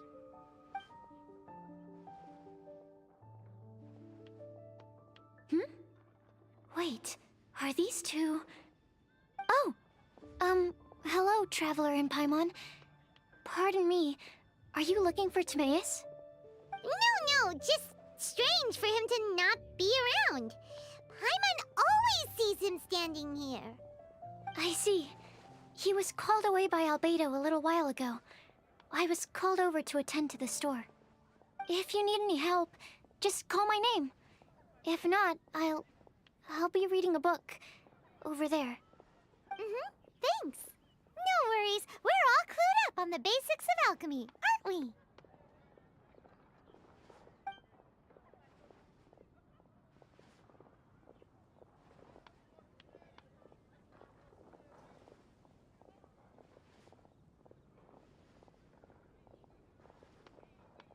I guess it's no surprise coming from the one who repelled Storm Terror. Actually, since it's you, I bet you're someone who'd be able to help Albedo. There's that name again. Albedo. You and Timaeus mentioned him the last time we met, right? Is he also an alchemist in Mondstadt?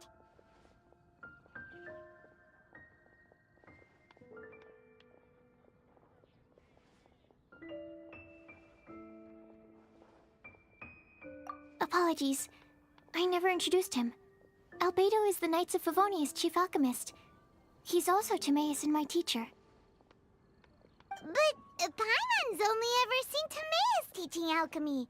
So that means Albedo is a teacher? Yes. He's dedicated himself to investigating the truth of this world, and has made many an important breakthrough. We often get alchemists coming to Mondstadt from all over Teyvat, seeking his help. They say that the subtlest of guidance from Mr. Albedo helps him to solve the most unfathomable of problems. Wow! Paimon didn't know he was such a big deal. Still, it seems that he's encountered a problem in his research recently. Every time I see him, he has a concerned look on his face.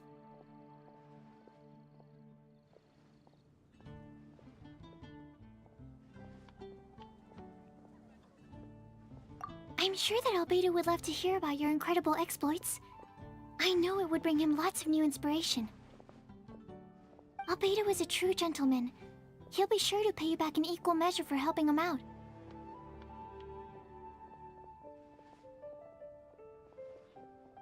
I don't see why not. Testing the limits of living beings' capabilities is one of Albedo's areas of research, after all. Albedo and Timaeus will be conducting research in the mountains right now. I'd love to take you both to see him, but somebody has to attend to the store. I'm afraid you'll have to go to the entrance to the pass and look for him by yourselves. Look out for a refined gentleman with the presence of a true scholar. And... sorry. That's the best I can do. You'll have to do your best. Hey, stop worrying. We got this.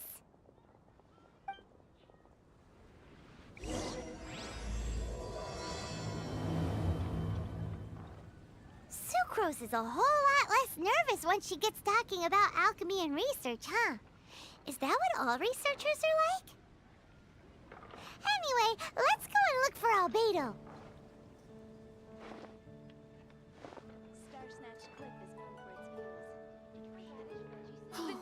I guess I'll post the commission at the Adventurers Guild.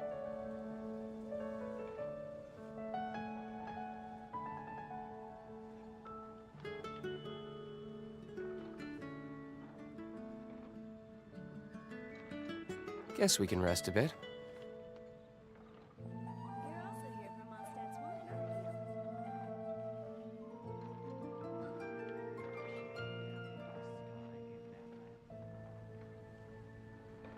The neighboring nation of Liyue has the most prosperous commercial port in all of Teyvat.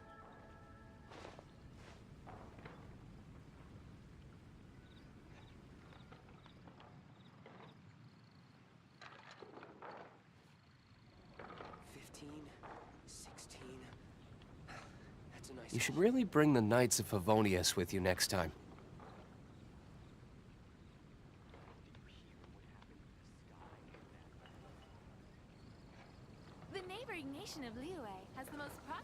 commercial port in all of Tibet.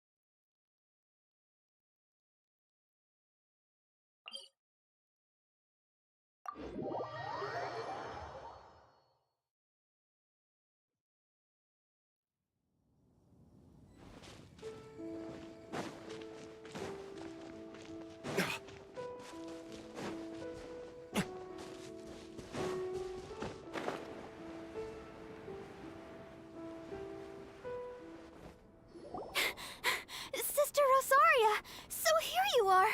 Choir practice is about to... I've told you already, I don't go in for that kind of thing. I've got more important matters to attend to. Oh, but this event has commemorative significance. The church hopes that all sisters will be present. Hopes? That's odd, because I don't recall a fulfill the hopes of others clause in my job description. I mean, sure, but... But what? You're the event organizer, aren't you? Do you not find it the least bit odd? What do you mean? This far out from Mondstadt at this hour? Even if you set out right now, I'll wager you'd still miss the opening ceremony. Who knows? Maybe this is someone's grand plan to make a fool out of you. Huh? Well, that can't be. People aren't like that. Evidence decides what people are like, not your feelings. Maybe you're a little too trusting of other people. Don't fret, nobody's gonna blame you if you go back empty-handed. I can't imagine anyone else was delusional enough to think I was gonna show up.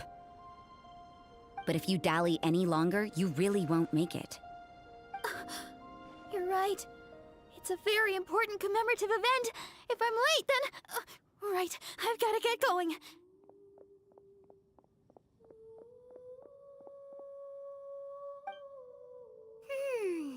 Seems like that sister's an expert in making people believe anything she wants. I thought I heard something. Who are you and why are you eavesdropping? We'd better watch out. She seems like a dangerous villain, or a trickster at best. Oh, really? I'm a member of the long-standing Favonius Church. You're an eavesdropping pixie from who knows where, and you think I'm the trickster? Wait, she heard that? Paimon was whispering so quietly. And as for this outlander you seem to be following... So it's you.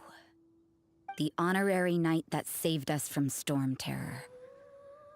Well then, given your status, I won't press you on your reasons for eavesdropping. Otherwise, depending on your answer, I could have arrested you on the spot. What?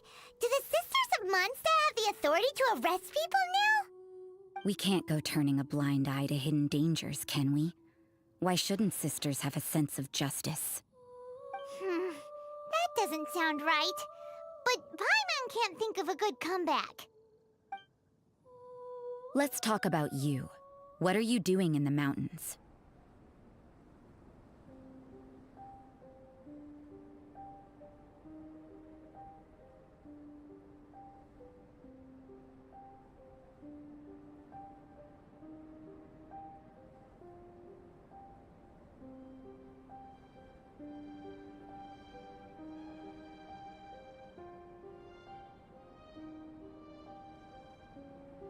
If it's him you're after, I made a point of noting his tracks. Many people have made their way up after the snowstorm. Let's hope they're still there. No, this is just a professional habit of mine. I sensed elemental traces in these tracks. Never hurts to be vigilant.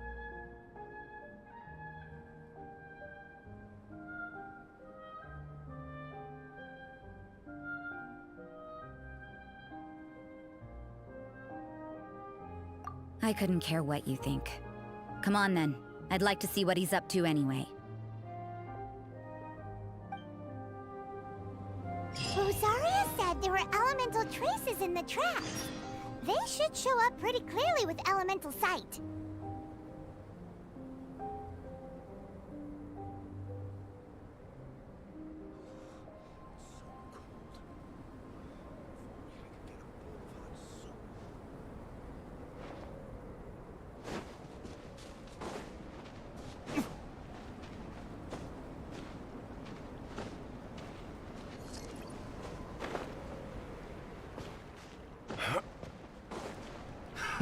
Another test cell.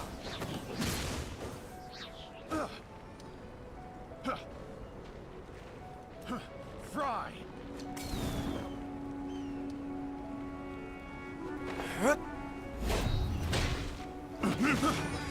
Careless.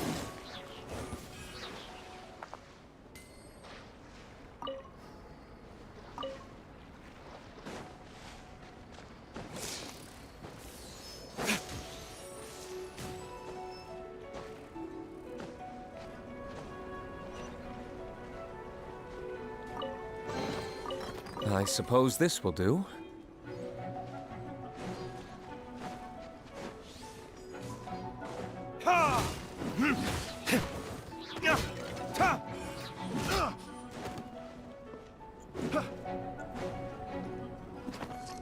Burn!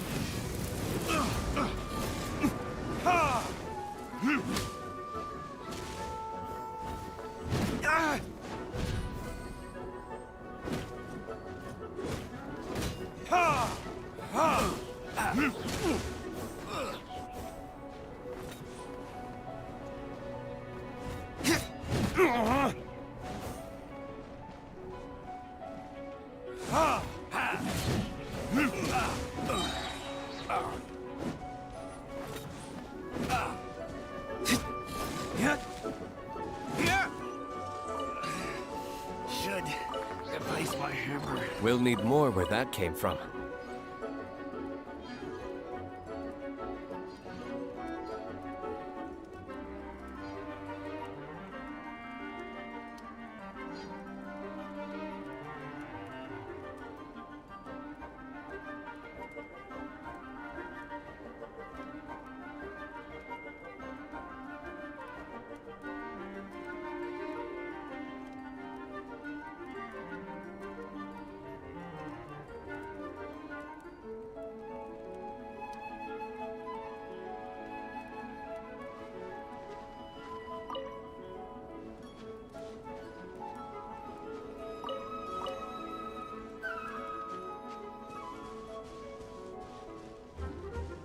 You know, little pixie, your ability to appear and disappear at will is very interesting.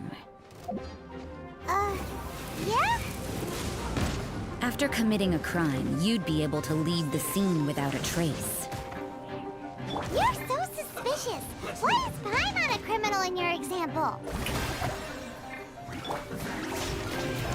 Swift as the swallow.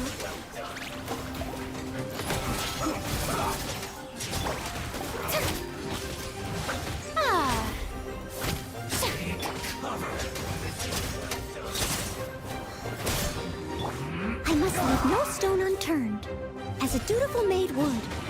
Must counterattack.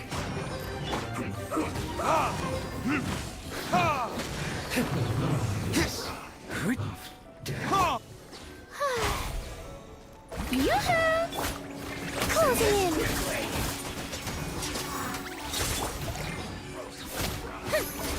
Time to shine. Burn! You need a hurry up this time.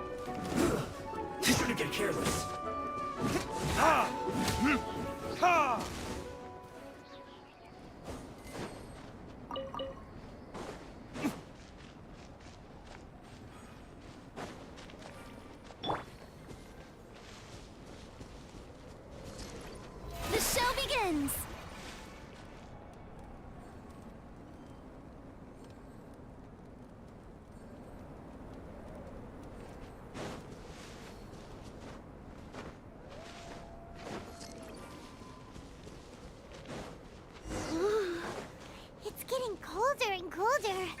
Rosaria, aren't you freezing? Me? I'm alright. I got used to operating in adverse conditions a long time ago. Huh? Seems like there's more to being a sister in the Favonius Church than Paimon realized.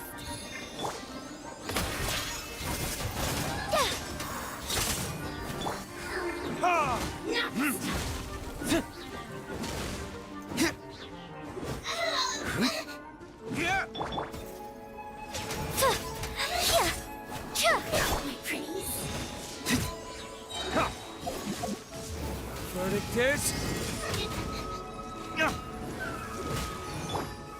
Up and away!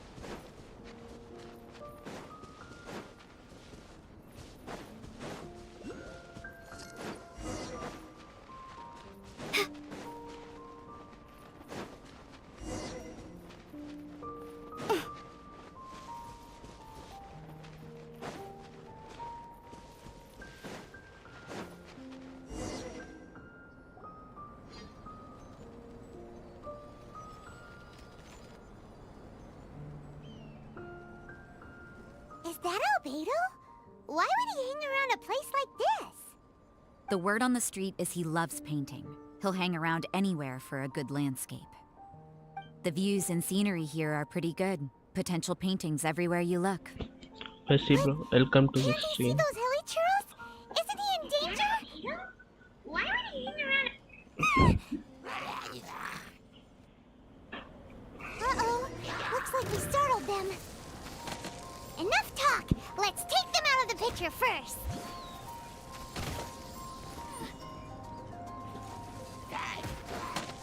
Flip and fly!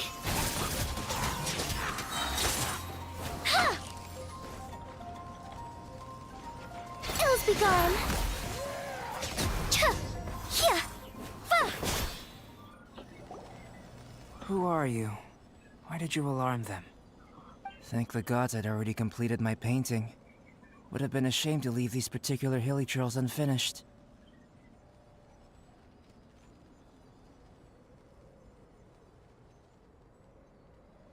What's up with painting hilly churls? What makes them so interesting?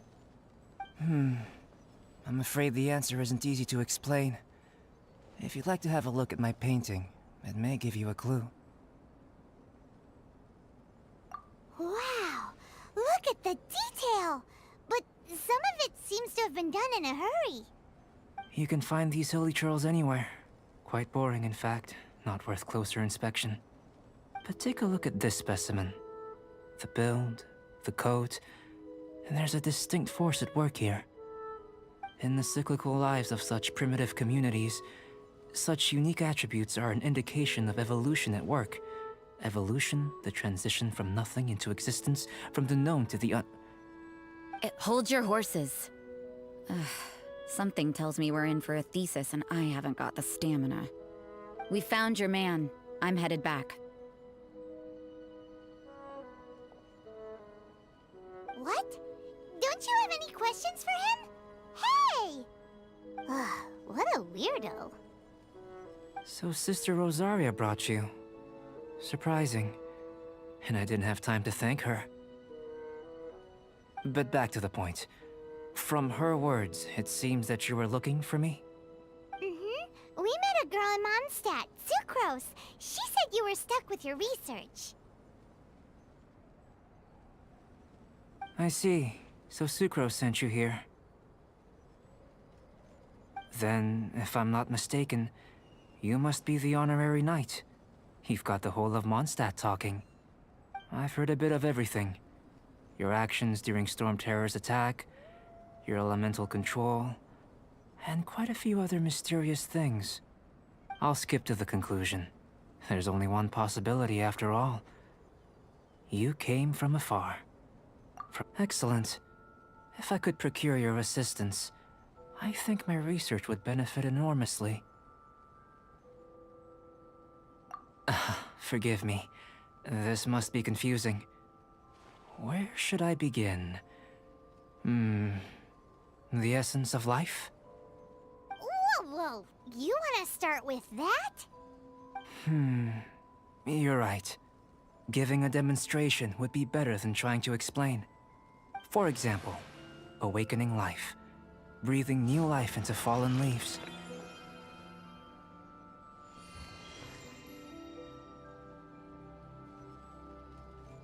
You can do that?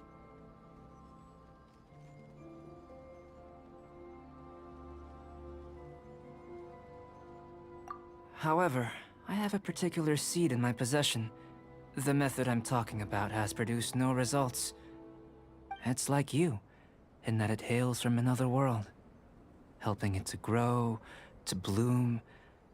That's the problem my research is up against. That's where I need your assistance. Well, if you're struggling to figure it out, Paimon's not sure we're gonna be much assistance. I beg to differ. I'm unable to comprehend the intricacies of life outside of the known world. But you're not from the known world. By observing and researching you, I may just be able to find a way to get the seed to sprout.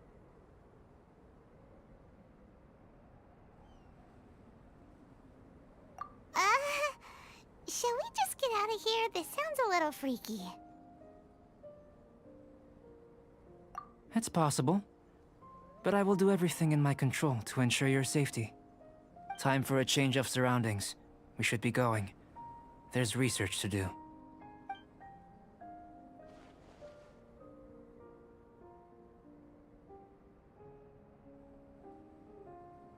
Albedo and that traveler seem to have hit it off. Takes a weirdo to know one, I guess. I wonder, does this constitute a risk to Mondstadt?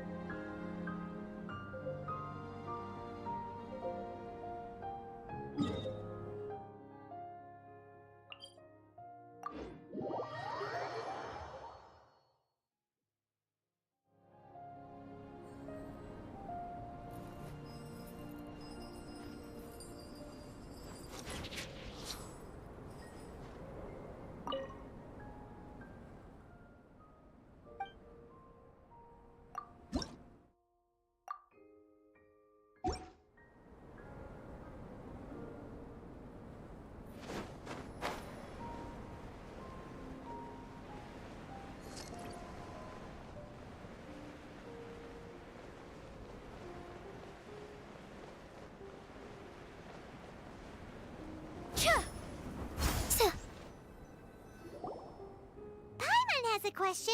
After the seed sprouts, will it grow into anything? I don't know.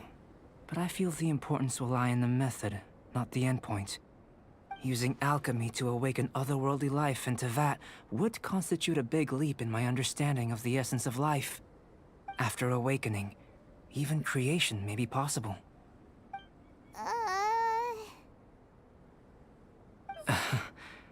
Still a little difficult to understand? No, Paimon's got a brain. But what's the seed gonna become? Isn't that more interesting than whatever it was you were saying? Well, if it turns out to be a delicious fruit, dinner's on me. Yay! Paimon's holding you to it.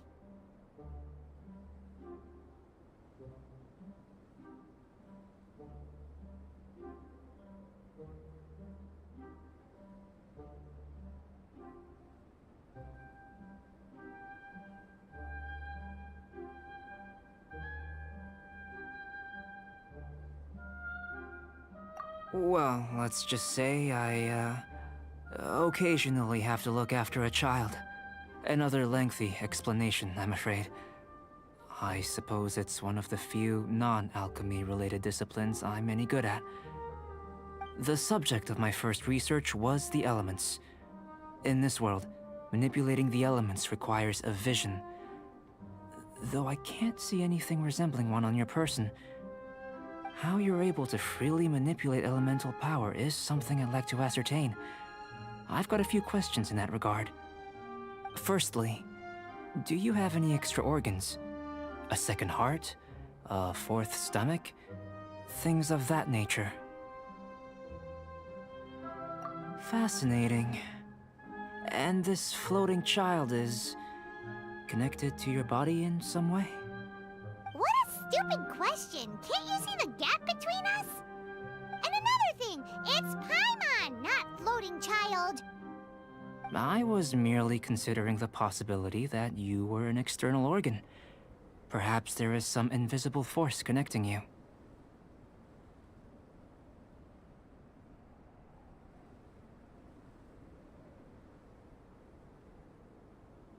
Oh, that rules out that possibility. I wonder, did Paimon guide the elemental power to you? But that would mean that Paimon's elemental power would be enough to break through a mountain rock at least 10 meters thick, or cause the waterfall south of Springville to flow backwards. No, that definitely can't be it. Hey, how would you know anyway? In that case, it would appear that there's no obvious difference between the composition of your body and that of the humans in this world. Given that there's clearly a discrepancy in our research, it seems that only experimentation will yield the answers. Firstly, this mysterious elemental power. I'd like to examine exactly how it manifests externally. Let me lure a few slimes to the area. Perhaps you'd be able to defeat them, using whatever method comes most naturally to you. Huh? Doesn't seem very sciencey. Direct and clear observation are imperative to a good experiment. This is just a simple exercise. Naturally, if you require a greater challenge, we could bring in 6 Oceanids. Slimes! Slimes are fine! Well, prepare yourself. The slimes will be here any moment.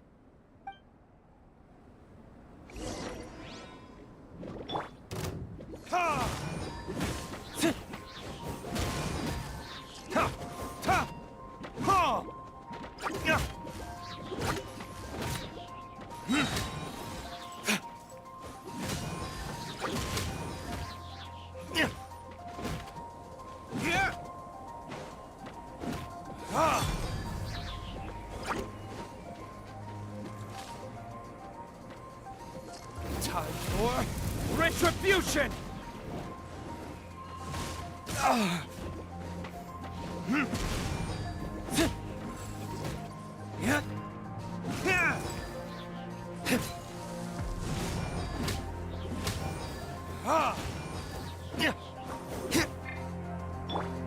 Up and away!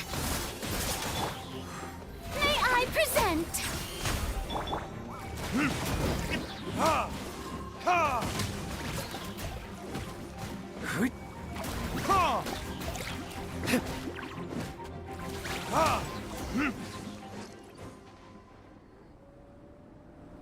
Great work.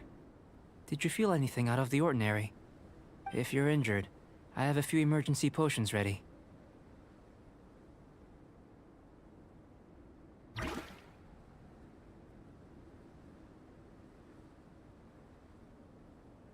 Excellent. According to my observations, the manifestation of the external elemental flow is as expected. Elemental reactions are normal. There's nothing out of the ordinary. Now that we know that the external flow is manifesting normally, let's test the internal flow. Internal flow? How do you test that? It's very simple. I can use alchemy to create a potion that will extract elemental power. If the elemental power is stored or accumulated physically within your body, this potion may elicit an elemental reaction.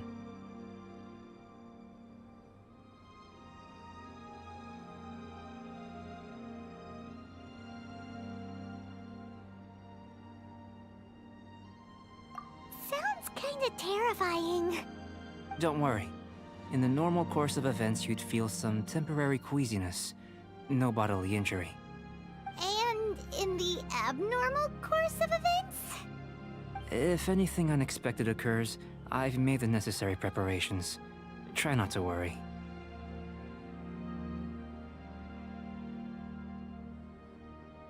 Well, it's not that there aren't any risks involved. But if there is anything blocking your elemental flow, we'll be able to locate it with this test. Just a warning. If an internal elemental reaction occurs for any other reason, that's a bad sign.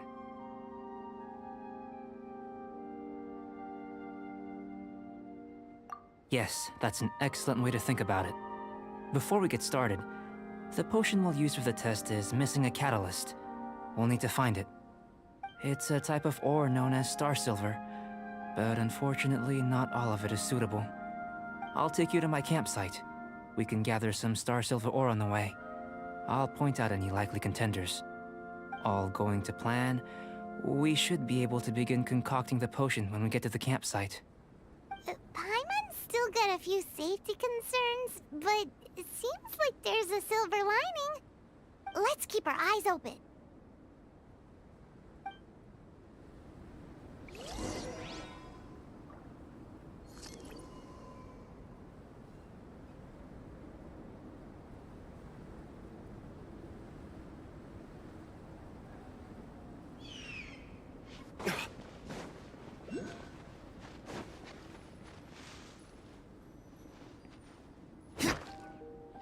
Here.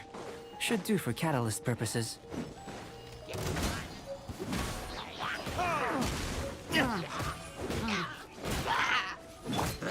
Shower me with praise!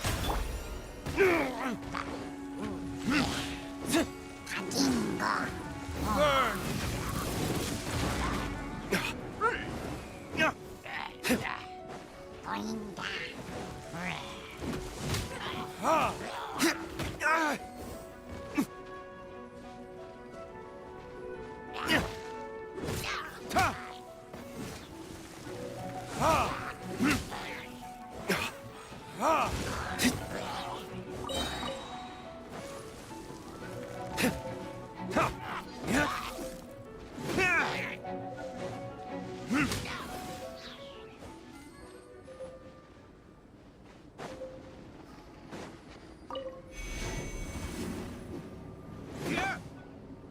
This one. Usable with a bit of polish.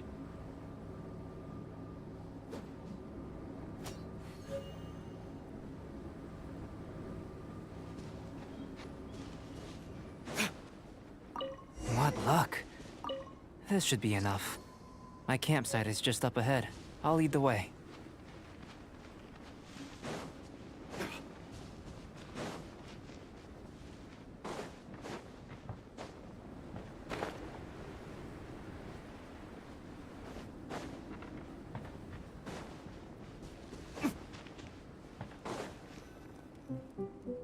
This is my campsite.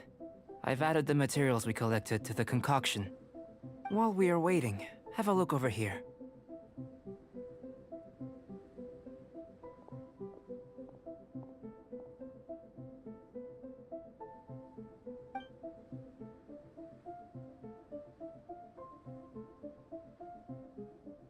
My assistant Timaeus here is helping me with my research.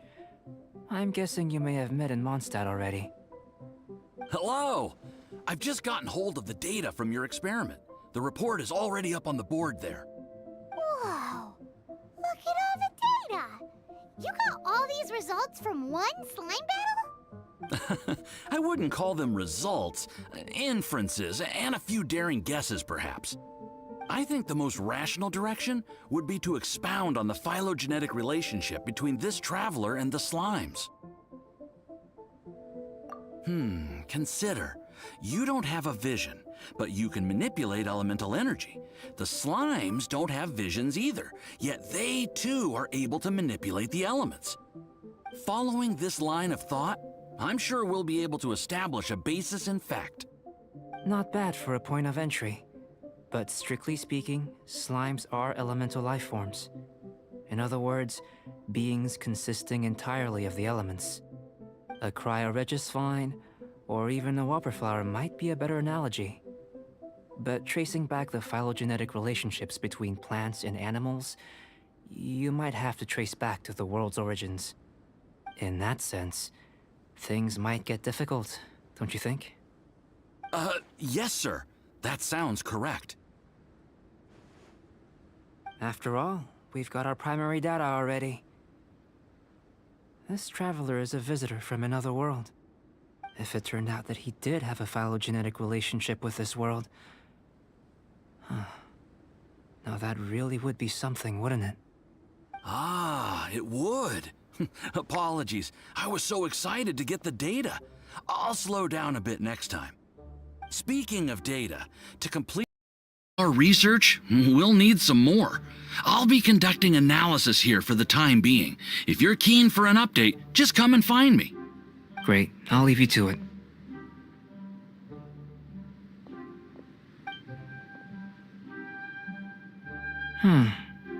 Looks like the potion's ready. I'll try a little first. If all goes well, I'll hand it over to you. In line with my expectations. Ready to drink. Remember to keep calm at all times, and breathe deeply if you feel unwell.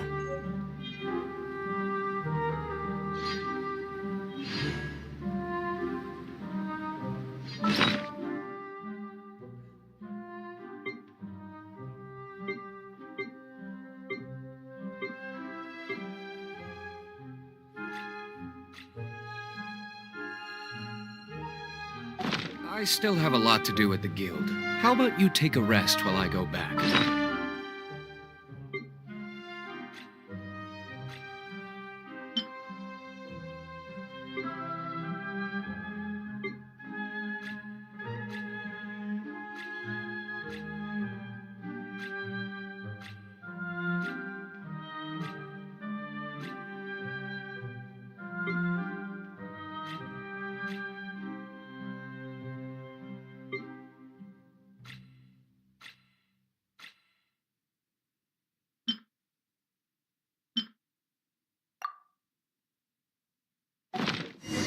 You should really bring the Knights of Favonia.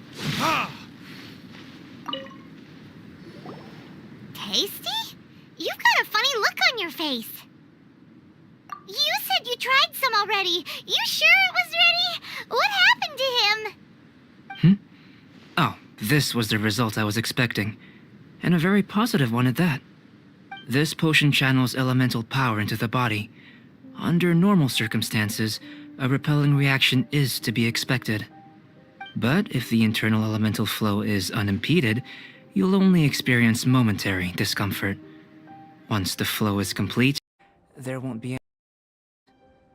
So you knew you'd be sick and still drank some? It was my own concoction, of course. Only natural for me to be the guinea pig. Perhaps it's just scholarly self-assurance, and it certainly speeds things up. In conclusion, I'd say we have our conclusion. As far as elemental energy is concerned, you're no different from anyone else in this world. Nothing peculiar. Aw, Paimon wanted something cooler to happen. Then again, better an ordinary result than a peculiar result. Peculiar results have a tendency to be of the undesirable variety. The good thing about ordinary is that everything is an object of reference, and everyone understands you. People are the same, they can understand, empathize, encourage, and support one another. When you're sick, a doctor can diagnose you because they are you. When something goes wrong, you can ask people who've made the same mistake for their experience because you are them. But a peculiar person, they don't have much recourse for the things we take for granted. For example, a human can't understand the life of a pyroregisvine. To sum up, this has been a positive outcome. Going forward, you can use your elemental power without fear. Timaeus, the results of the new experiment are out. If you could see to collating them. Just a moment, sir. I'll handle it. Oh, you gave me a lot to consider. Really stretched my limits. I'm thinking a lot clearer now. Having you down as an animal wasn't very precise of me, but starting with the premise of an elemental life form, now that was... Not bad. I think it's an interesting line of inquiry. Whatever the truth of the matter, I'd like your research at the fore as opposed to my judgment. You can count on me, sir. I'll extract a result satisfactory to all. Is he trying to join the Knights? He's starting to sound like a suck-up. What Paimon meant to say was, that's the spirit! Mr. Albedo, say something! Before we can proceed with our research, I need to... prepare something. Wait one moment. If you're interested, why not have a look around? It may help to pass the time.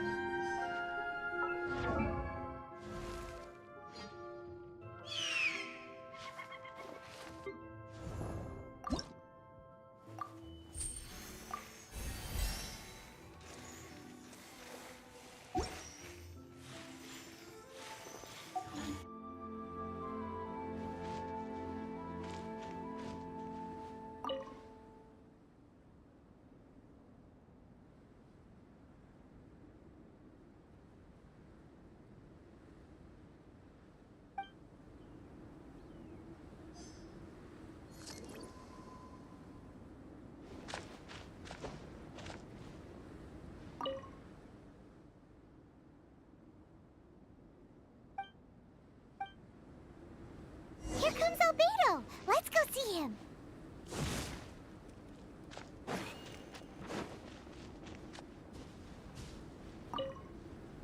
I'm back. Did you see anything interesting? Not to worry. They're all for alchemical purposes. You'd be hard-pressed to find an everyday use for them. Well, on with the research. There may be significant differences between different worlds.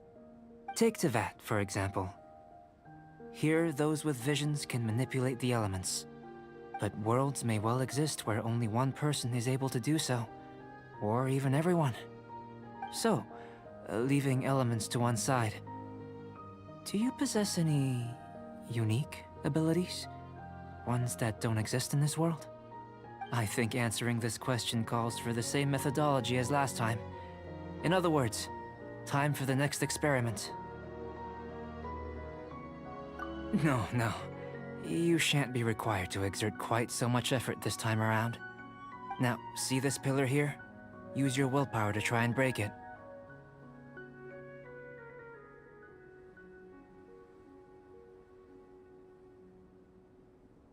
You think Paimon knows how to do that stuff? That was your best effort? Well, can't be helped, I suppose. Have you tried using your elemental power with food? I don't mean for cooking, as such. I'm curious to see how the taste and texture respond. It may even help with proliferation. I suppose I have a curiosity for things that others find surprising. Anyway, why don't you cook us up a Sunshine Sprat? I've just finished preparing the recipe. Cooking? Paimon was looking forward to more mad scientist stuff. Not only is this recipe a staple for me, it's also worth experimenting with and highly nutritious. Paimon bets you're just hungry. It does sound yummy, though. Okay, Paimon Good buddies are up! I'll leave you to it then.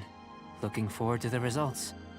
If there's anything left over, maybe Timaeus can finish the last morsels. Paimon doesn't think we'll have that problem. How are we gonna channel elemental power into the food? Maybe...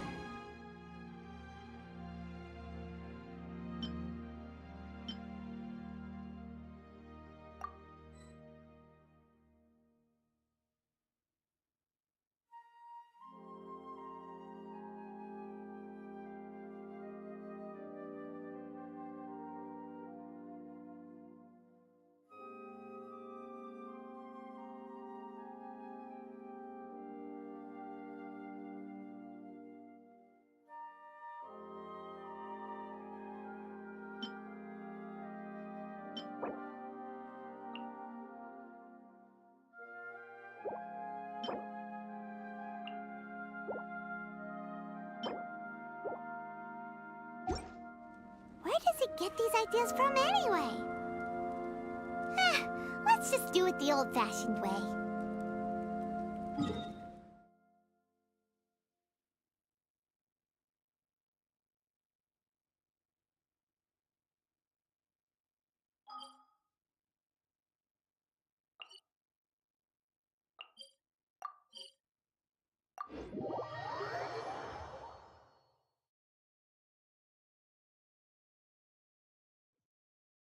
Listen, as long as you stick to your own path, it doesn't matter what Mother Nature throws at you.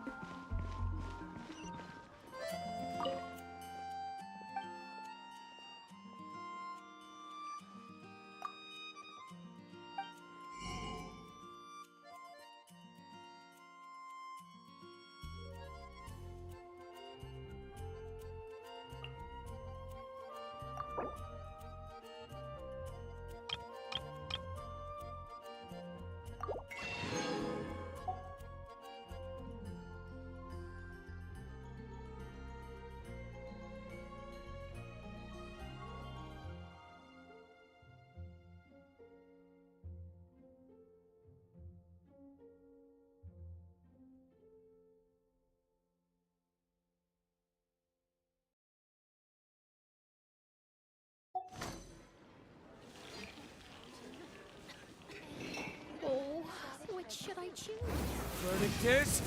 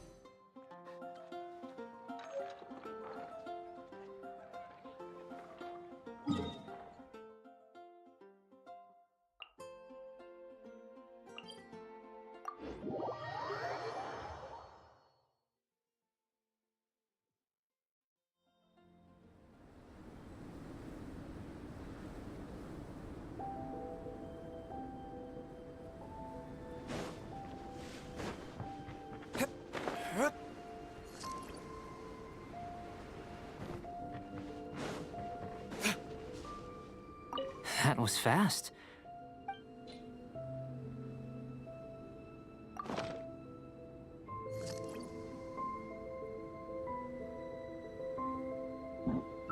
Eyebrow.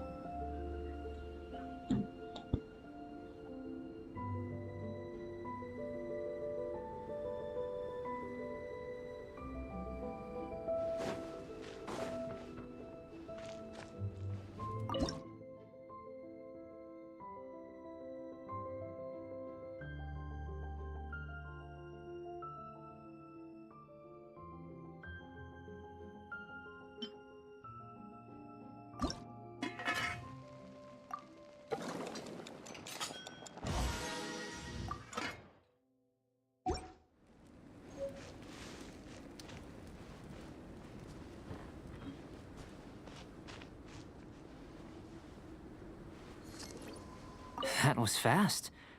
Looking forward to testing the results.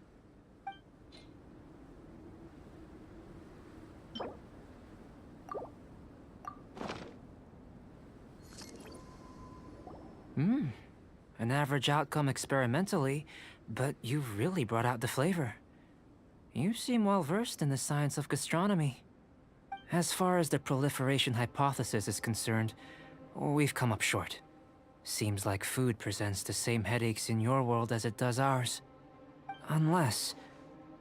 could it be that the natural laws of this world are limiting your unique abilities? We just didn't know how to channel elemental power into the food. It's a little more complicated than adding herbs and spices, you know. Not to worry. At least we put some food to good use. No need to feel disheartened. And here's your portion. Enjoy. I can box it up if you like. Woohoo! Thanks! Glad you were paying attention. I can tell that you're good friends. Paimon was keeping an eye on you and your safety during the whole experiment. Not that Paimon would have been able to do much if things had gone wrong. Hey! You were being nice a second ago! But you do have tasty recipes, so Paimon forgives you. And you're right, we are good friends. You have good friends too, right? Good students? Yes. I'm fortunate too, I suppose. Anyway, moving on to the next experiment. There are all manner of alchemical items here. Keeping them in their proper place is a challenge at the best of times. A while ago, I had the misfortune of misplacing a batch. I managed to retrieve the majority, but 2 vials have been evading me. Animal crystal fly elemental extract and electrohypostasis powder. Paimon's barely finished eating and you want us to go gathering again? Don't worry if you can't locate them. I was planning to replace them anyway. Though finding them would save me the hassle. If you had, say, a superpower, like night vision or vibratory sensing, lost property would be a thing of the past. I must have dropped them somewhere in the area where you were looking just now. So, guess we'd better take a look.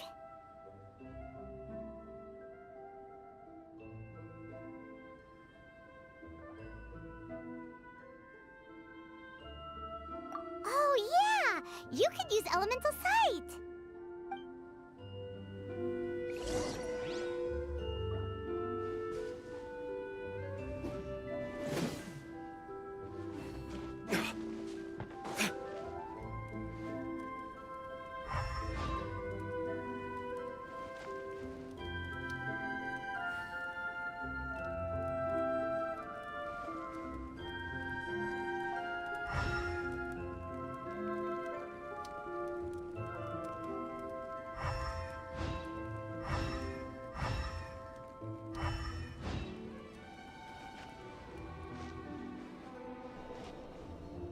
The extract of an animo crystal fly can only be animo elemental energy, right?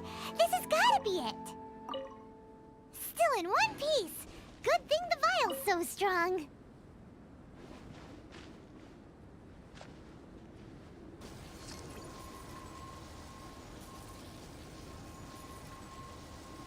This must be electrohypostasis powder!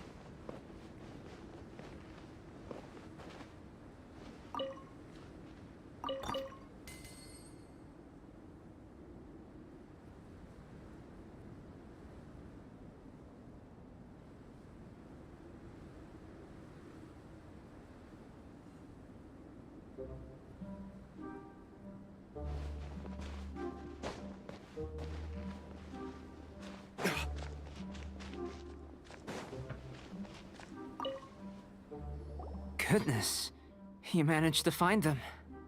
Incredible. 1,000 thanks. I'm wondering, this elemental sight, this is what allowed you to locate the items and find me here on the mountains, correct? Yep! Guess it does sort of count as a superpower, huh? Unfortunately, though elemental sight is seldom seen, it is not unheard of in Teyvat. Only a never-before-seen otherworldly power would be of benefit to my research. You mean, we failed again? Don't be disheartened. This falls entirely within my expectations. Besides, getting these items back, I'd call this a very worthwhile experiment. I have to commend your deduction that the items would contain elemental traces. Right then. Up until now, our research has focused on your otherworldly identity. In essence, the differences between humans are reflected in our intellectual and physical capabilities. Let's start with physical. Looking out from where we're standing, can you see what Sucrose is doing? And if you jumped from here and landed on that cliff, the one over there, could you see her then? So what about if you planted a single blow on the mountain face here, and it burst into 1,000,000 fragments? Then I shouldn't get too excited. Still, we'll gain a more thorough understanding with an experiment. I know of a location that will be perfect for a physical test. Please, follow me.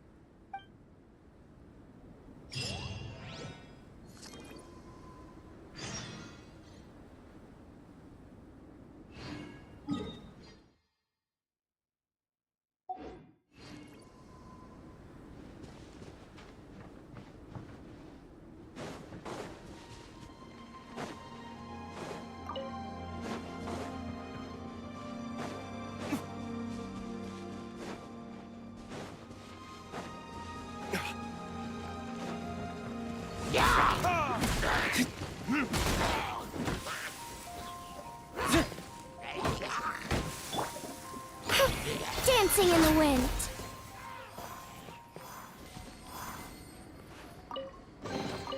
Just a moment. Let's tally this up.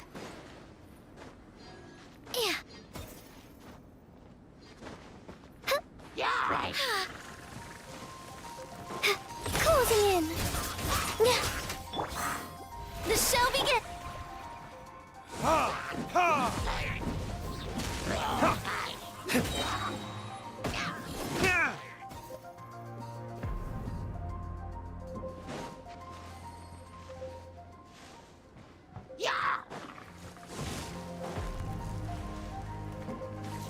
Time for retribution!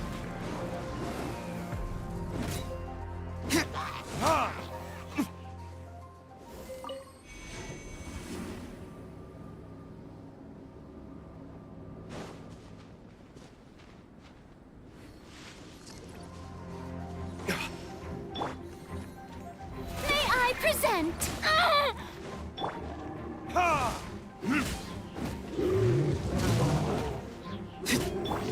Leave it all to me, as a good knight should.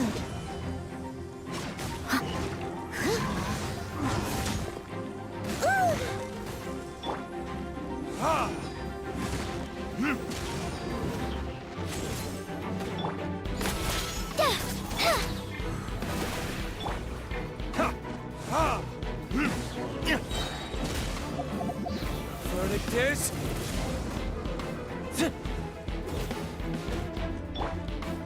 I must leave no... Bye.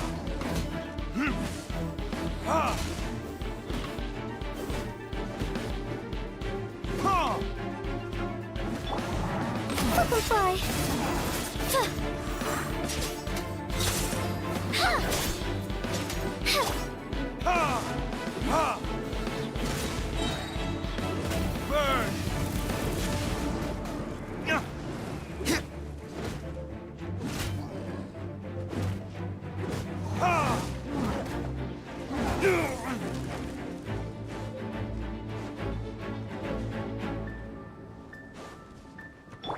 Up and away!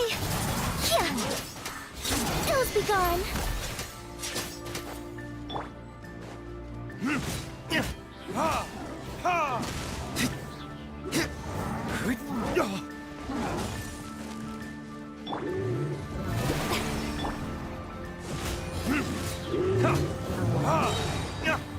Verdict is...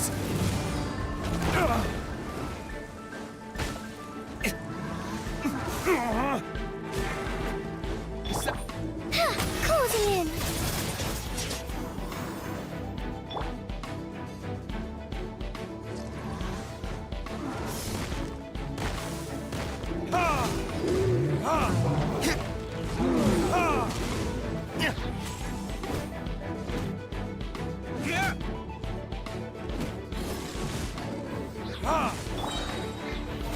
Oh, brilliant! Hey! Time for retribution! Burn!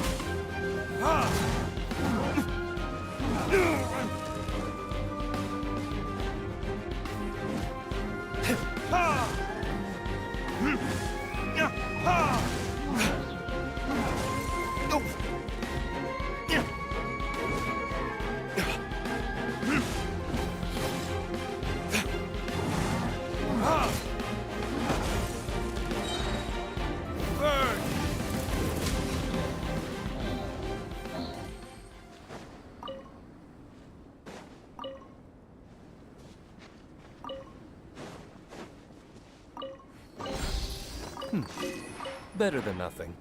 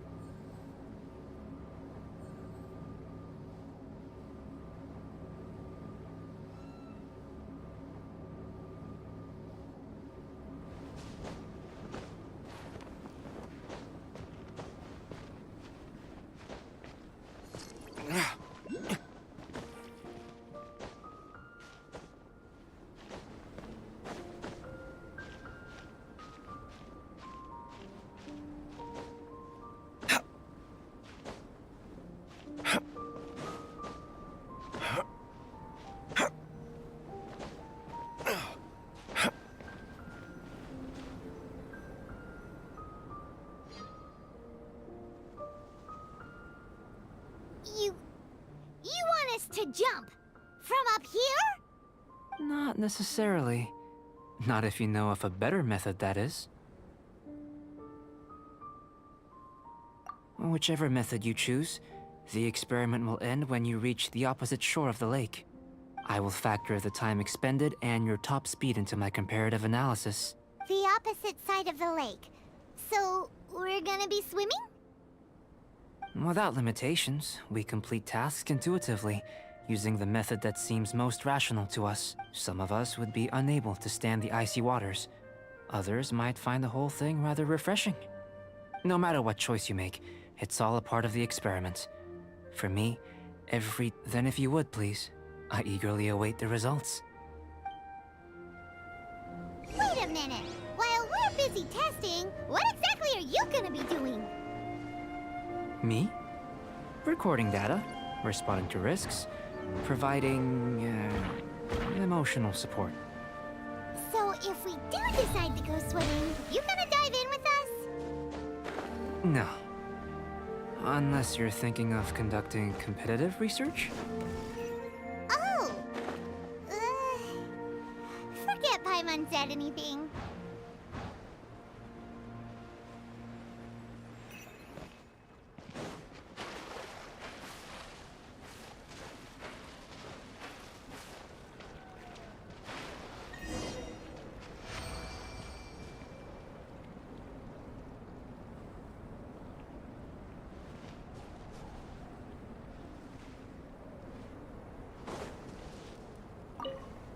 Great work. I've never seen a performance quite like it. Your reputation precedes you, Traveler. The data shows that you're easily outperforming the average citizen in Mondstadt. But you followed us the whole way without breaking a sweat! Me? Actually, I used alchemy to cheat a little. But anyway, if it turns out that the natural laws of Teyvat do not affect you, I should be able to make various inferences about the otherworldly civilization you belong to. If the natural laws of Teyvat do affect you, then I shall be able to make inferences into the kind of evolution that would occur under the absence of such effects. The innumerable possibilities that this could present, the captivating insights, it would be something to savor again and again. But how does this help your research? You've helped me to unravel many of the problems that were holding it back. When we return to the campsite, I should be able to show you something interesting. I may be about to make some analogies between you and a few unusual specimens. I hope you won't be offended. Gold, petrified trees, a sun 8 times the size of our own. The essence of the investigative process is enthralling, but such feelings are inevitably fleeting in nature. I'm willing to pour all my energy into research, and yet specimens are finite. As the unknown transitions into the realm of scientific understanding, the feeling of enlightenment is lost. All these things that start out as objects of fascination end up possessing the prosaic mundanity of a sunsetia or a sweet flower. They cease to be noteworthy. Oh, so that's why you wanted to paint those hilly turtles? Because you got to see something new and interesting in the differences between them? Precisely. To quote my exact words from earlier, these creatures are, for the most part, quite boring, not worth closer inspection. There is precious little about them that serves to pique my curiosity now. So after all these experiments, are we gonna be, like, boring to you? Like some basic draft of a sketch? Of course not. You have been of great assistance to me, and I will remember this friendship for a lifetime. Now, before we head back to the campsite, there's one more experiment. Follow me. There are some other ruins nearby.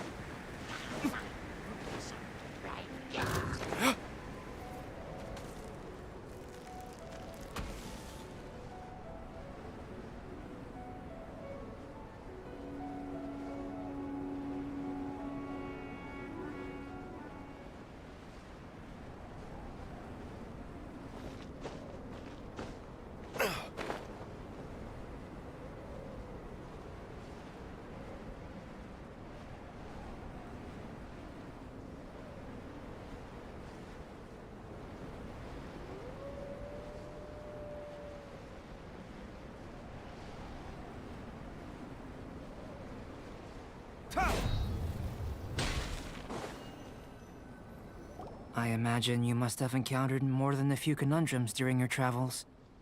I'd like to observe your intelligence by means of a practical test of your capabilities, much as we did for the physical test. I'd like you to explore these ruins and return with your findings. There are 2 puzzles located at the far ends of the ruins. After completion, you should be able to activate the mechanism in the center. As with the physical test, there are no restrictions. Everything you do is an action I wish to observe. A tried and tested adventurer, I see. So, let's see you in action. Start wherever you like.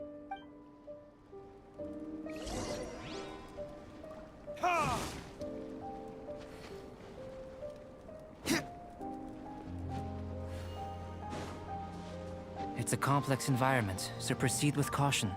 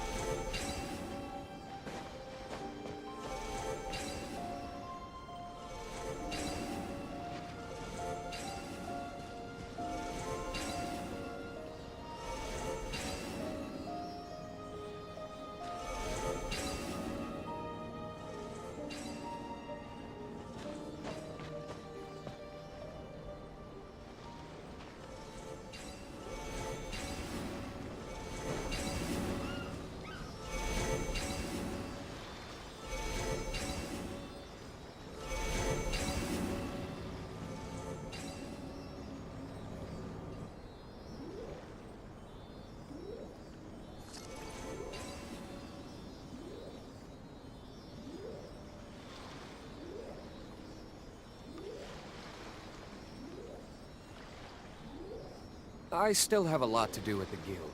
How about you take a rest while I go back?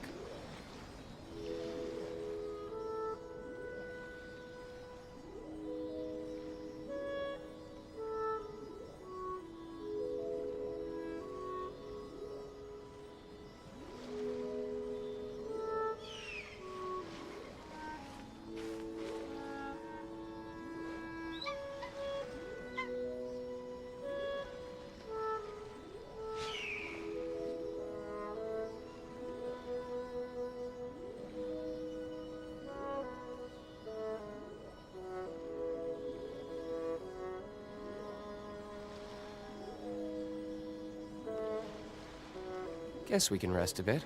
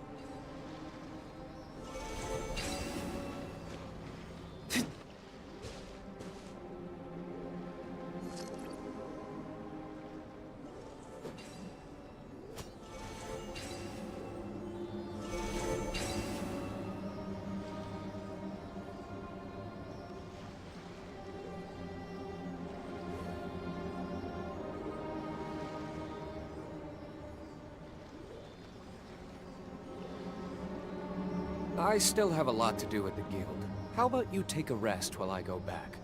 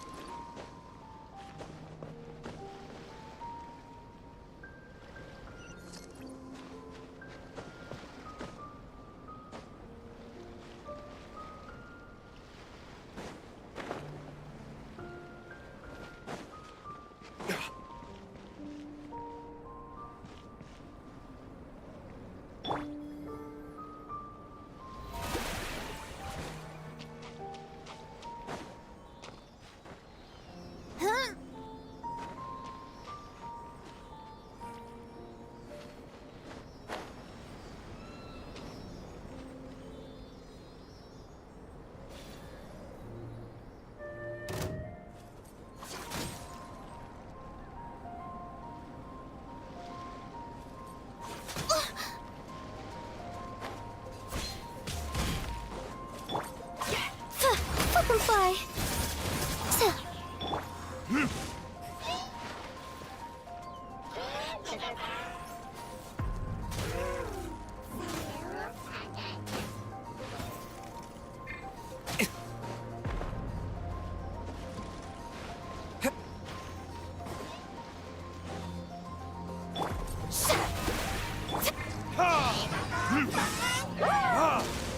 Sealy like these are a common sight in the mountains.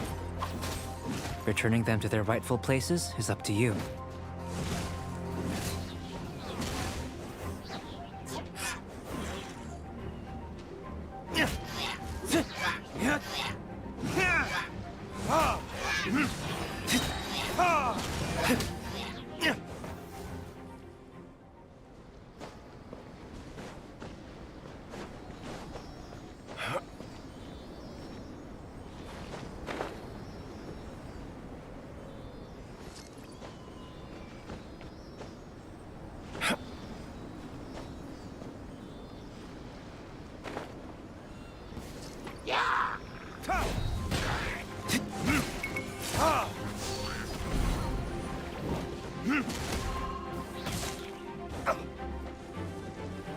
Time for retribution!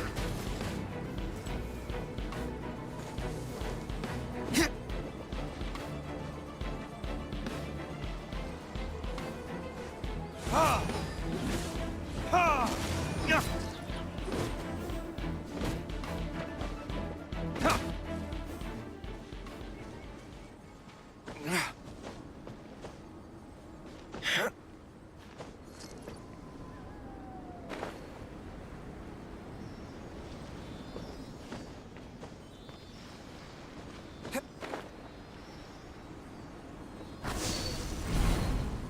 It should now be possible to activate the central mechanism.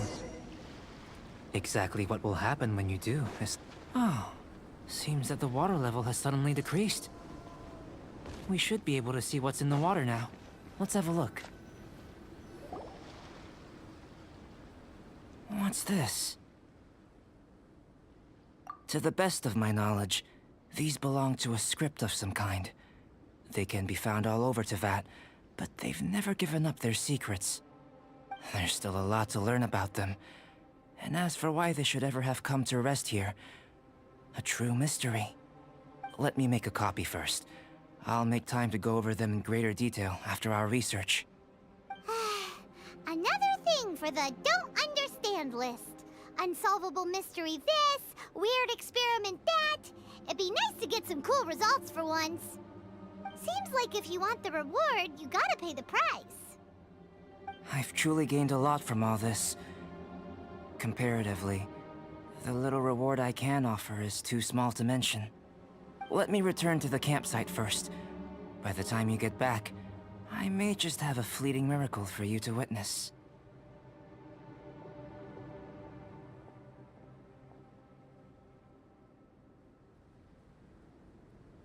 Paimon's kinda looking forward to seeing the result of all this brain ache. Unless you can think of anything better to do, let's head back to the campsite. Not so fast. You're not leaving until I'm convinced that nothing dangerous is going on here. You! You didn't leave the mountain? I most certainly did not. And I've witnessed everything that you and Albedo have been up to. I must say, you let your guards down. Or maybe you were drawn in by his compelling-sounding hypothesis and friendly demeanor.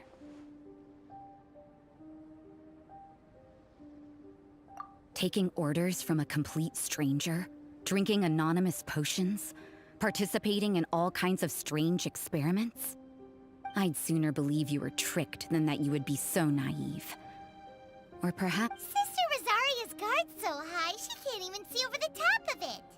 It doesn't matter what you think. He could be a saint for all you know. But I understand him a little better than you, Outlander.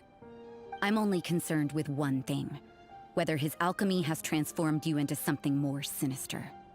No way! Paimon would have sensed it. And anyway, he didn't even use any alchemy.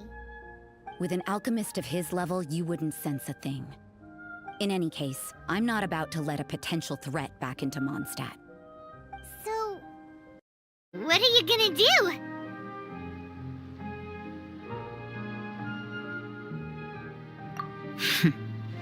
I've got to hand it to you. You have your moments. If I can be sure that nothing you came into contact with is dangerous, that's good enough for me.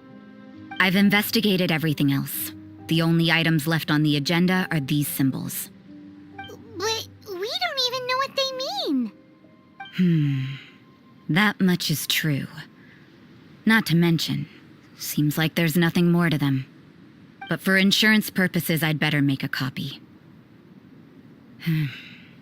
This is now a location of interest. Regular patrols should be set up here. Now then, all things considered, I deem that you pose no immediate threat. Which is what I was hoping. I would have been one very unhappy sister if you'd made me work overtime on your account. Overtime? Before we go our separate ways, Outlander, a word of advice. Don't be so quick to trust Albedo, and don't repeat the same mistakes that you did this time. You made a lot of rash decisions today. She's gone! So stubborn. Mondstadt doesn't have many people like that. Huh. Never mind her.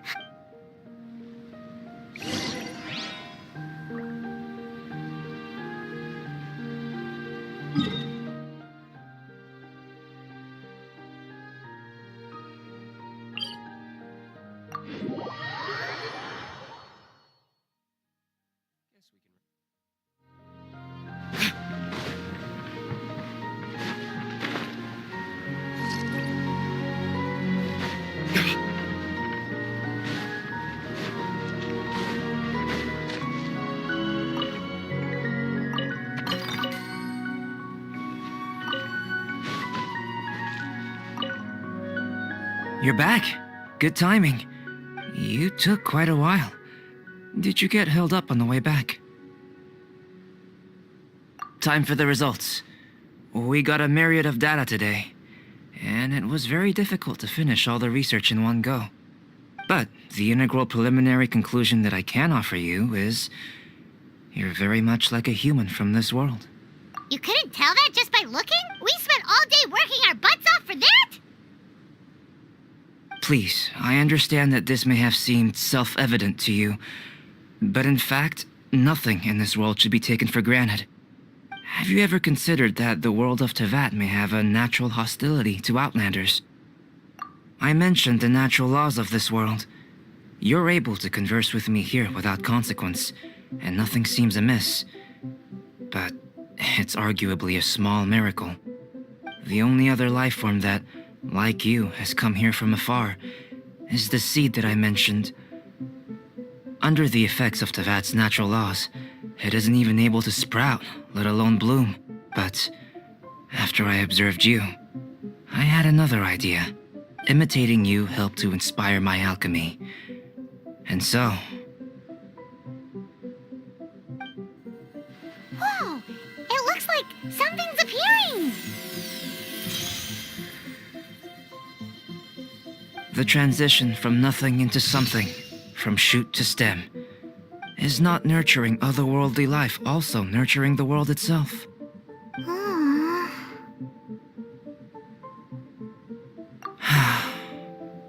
It would seem that that's as far as we go. A transient bloom of incomparable beauty. Life's proudest achievement.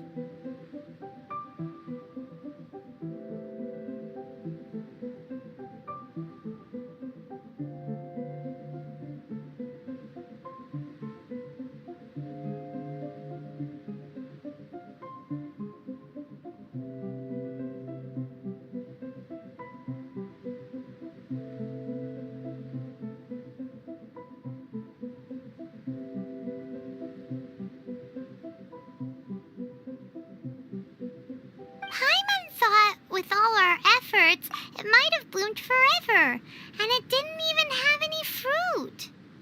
Life is a manifold tapestry of free entities. Its value shouldn't derive from how long it stays with us. Even a momentary burst is precious. A short life can be well lived. A life lived efficiently, lived to perfection, is necessarily one unburdened by loneliness.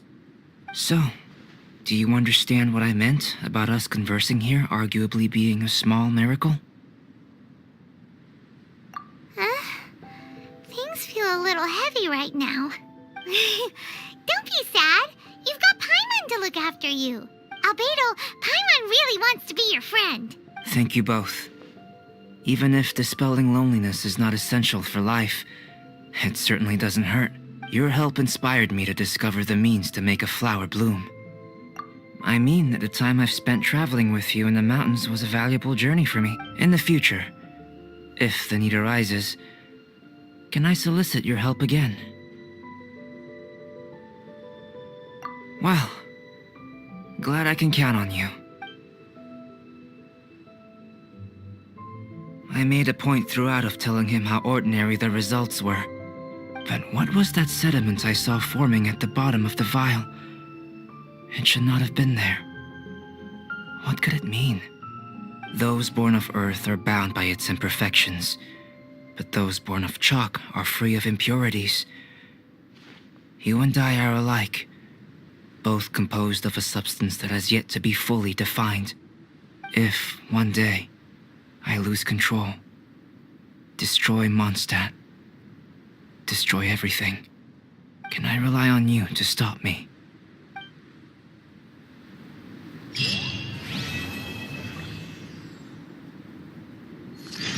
You know what? The Windbloom Festival should be coming up! We haven't been to Mondstadt in a while.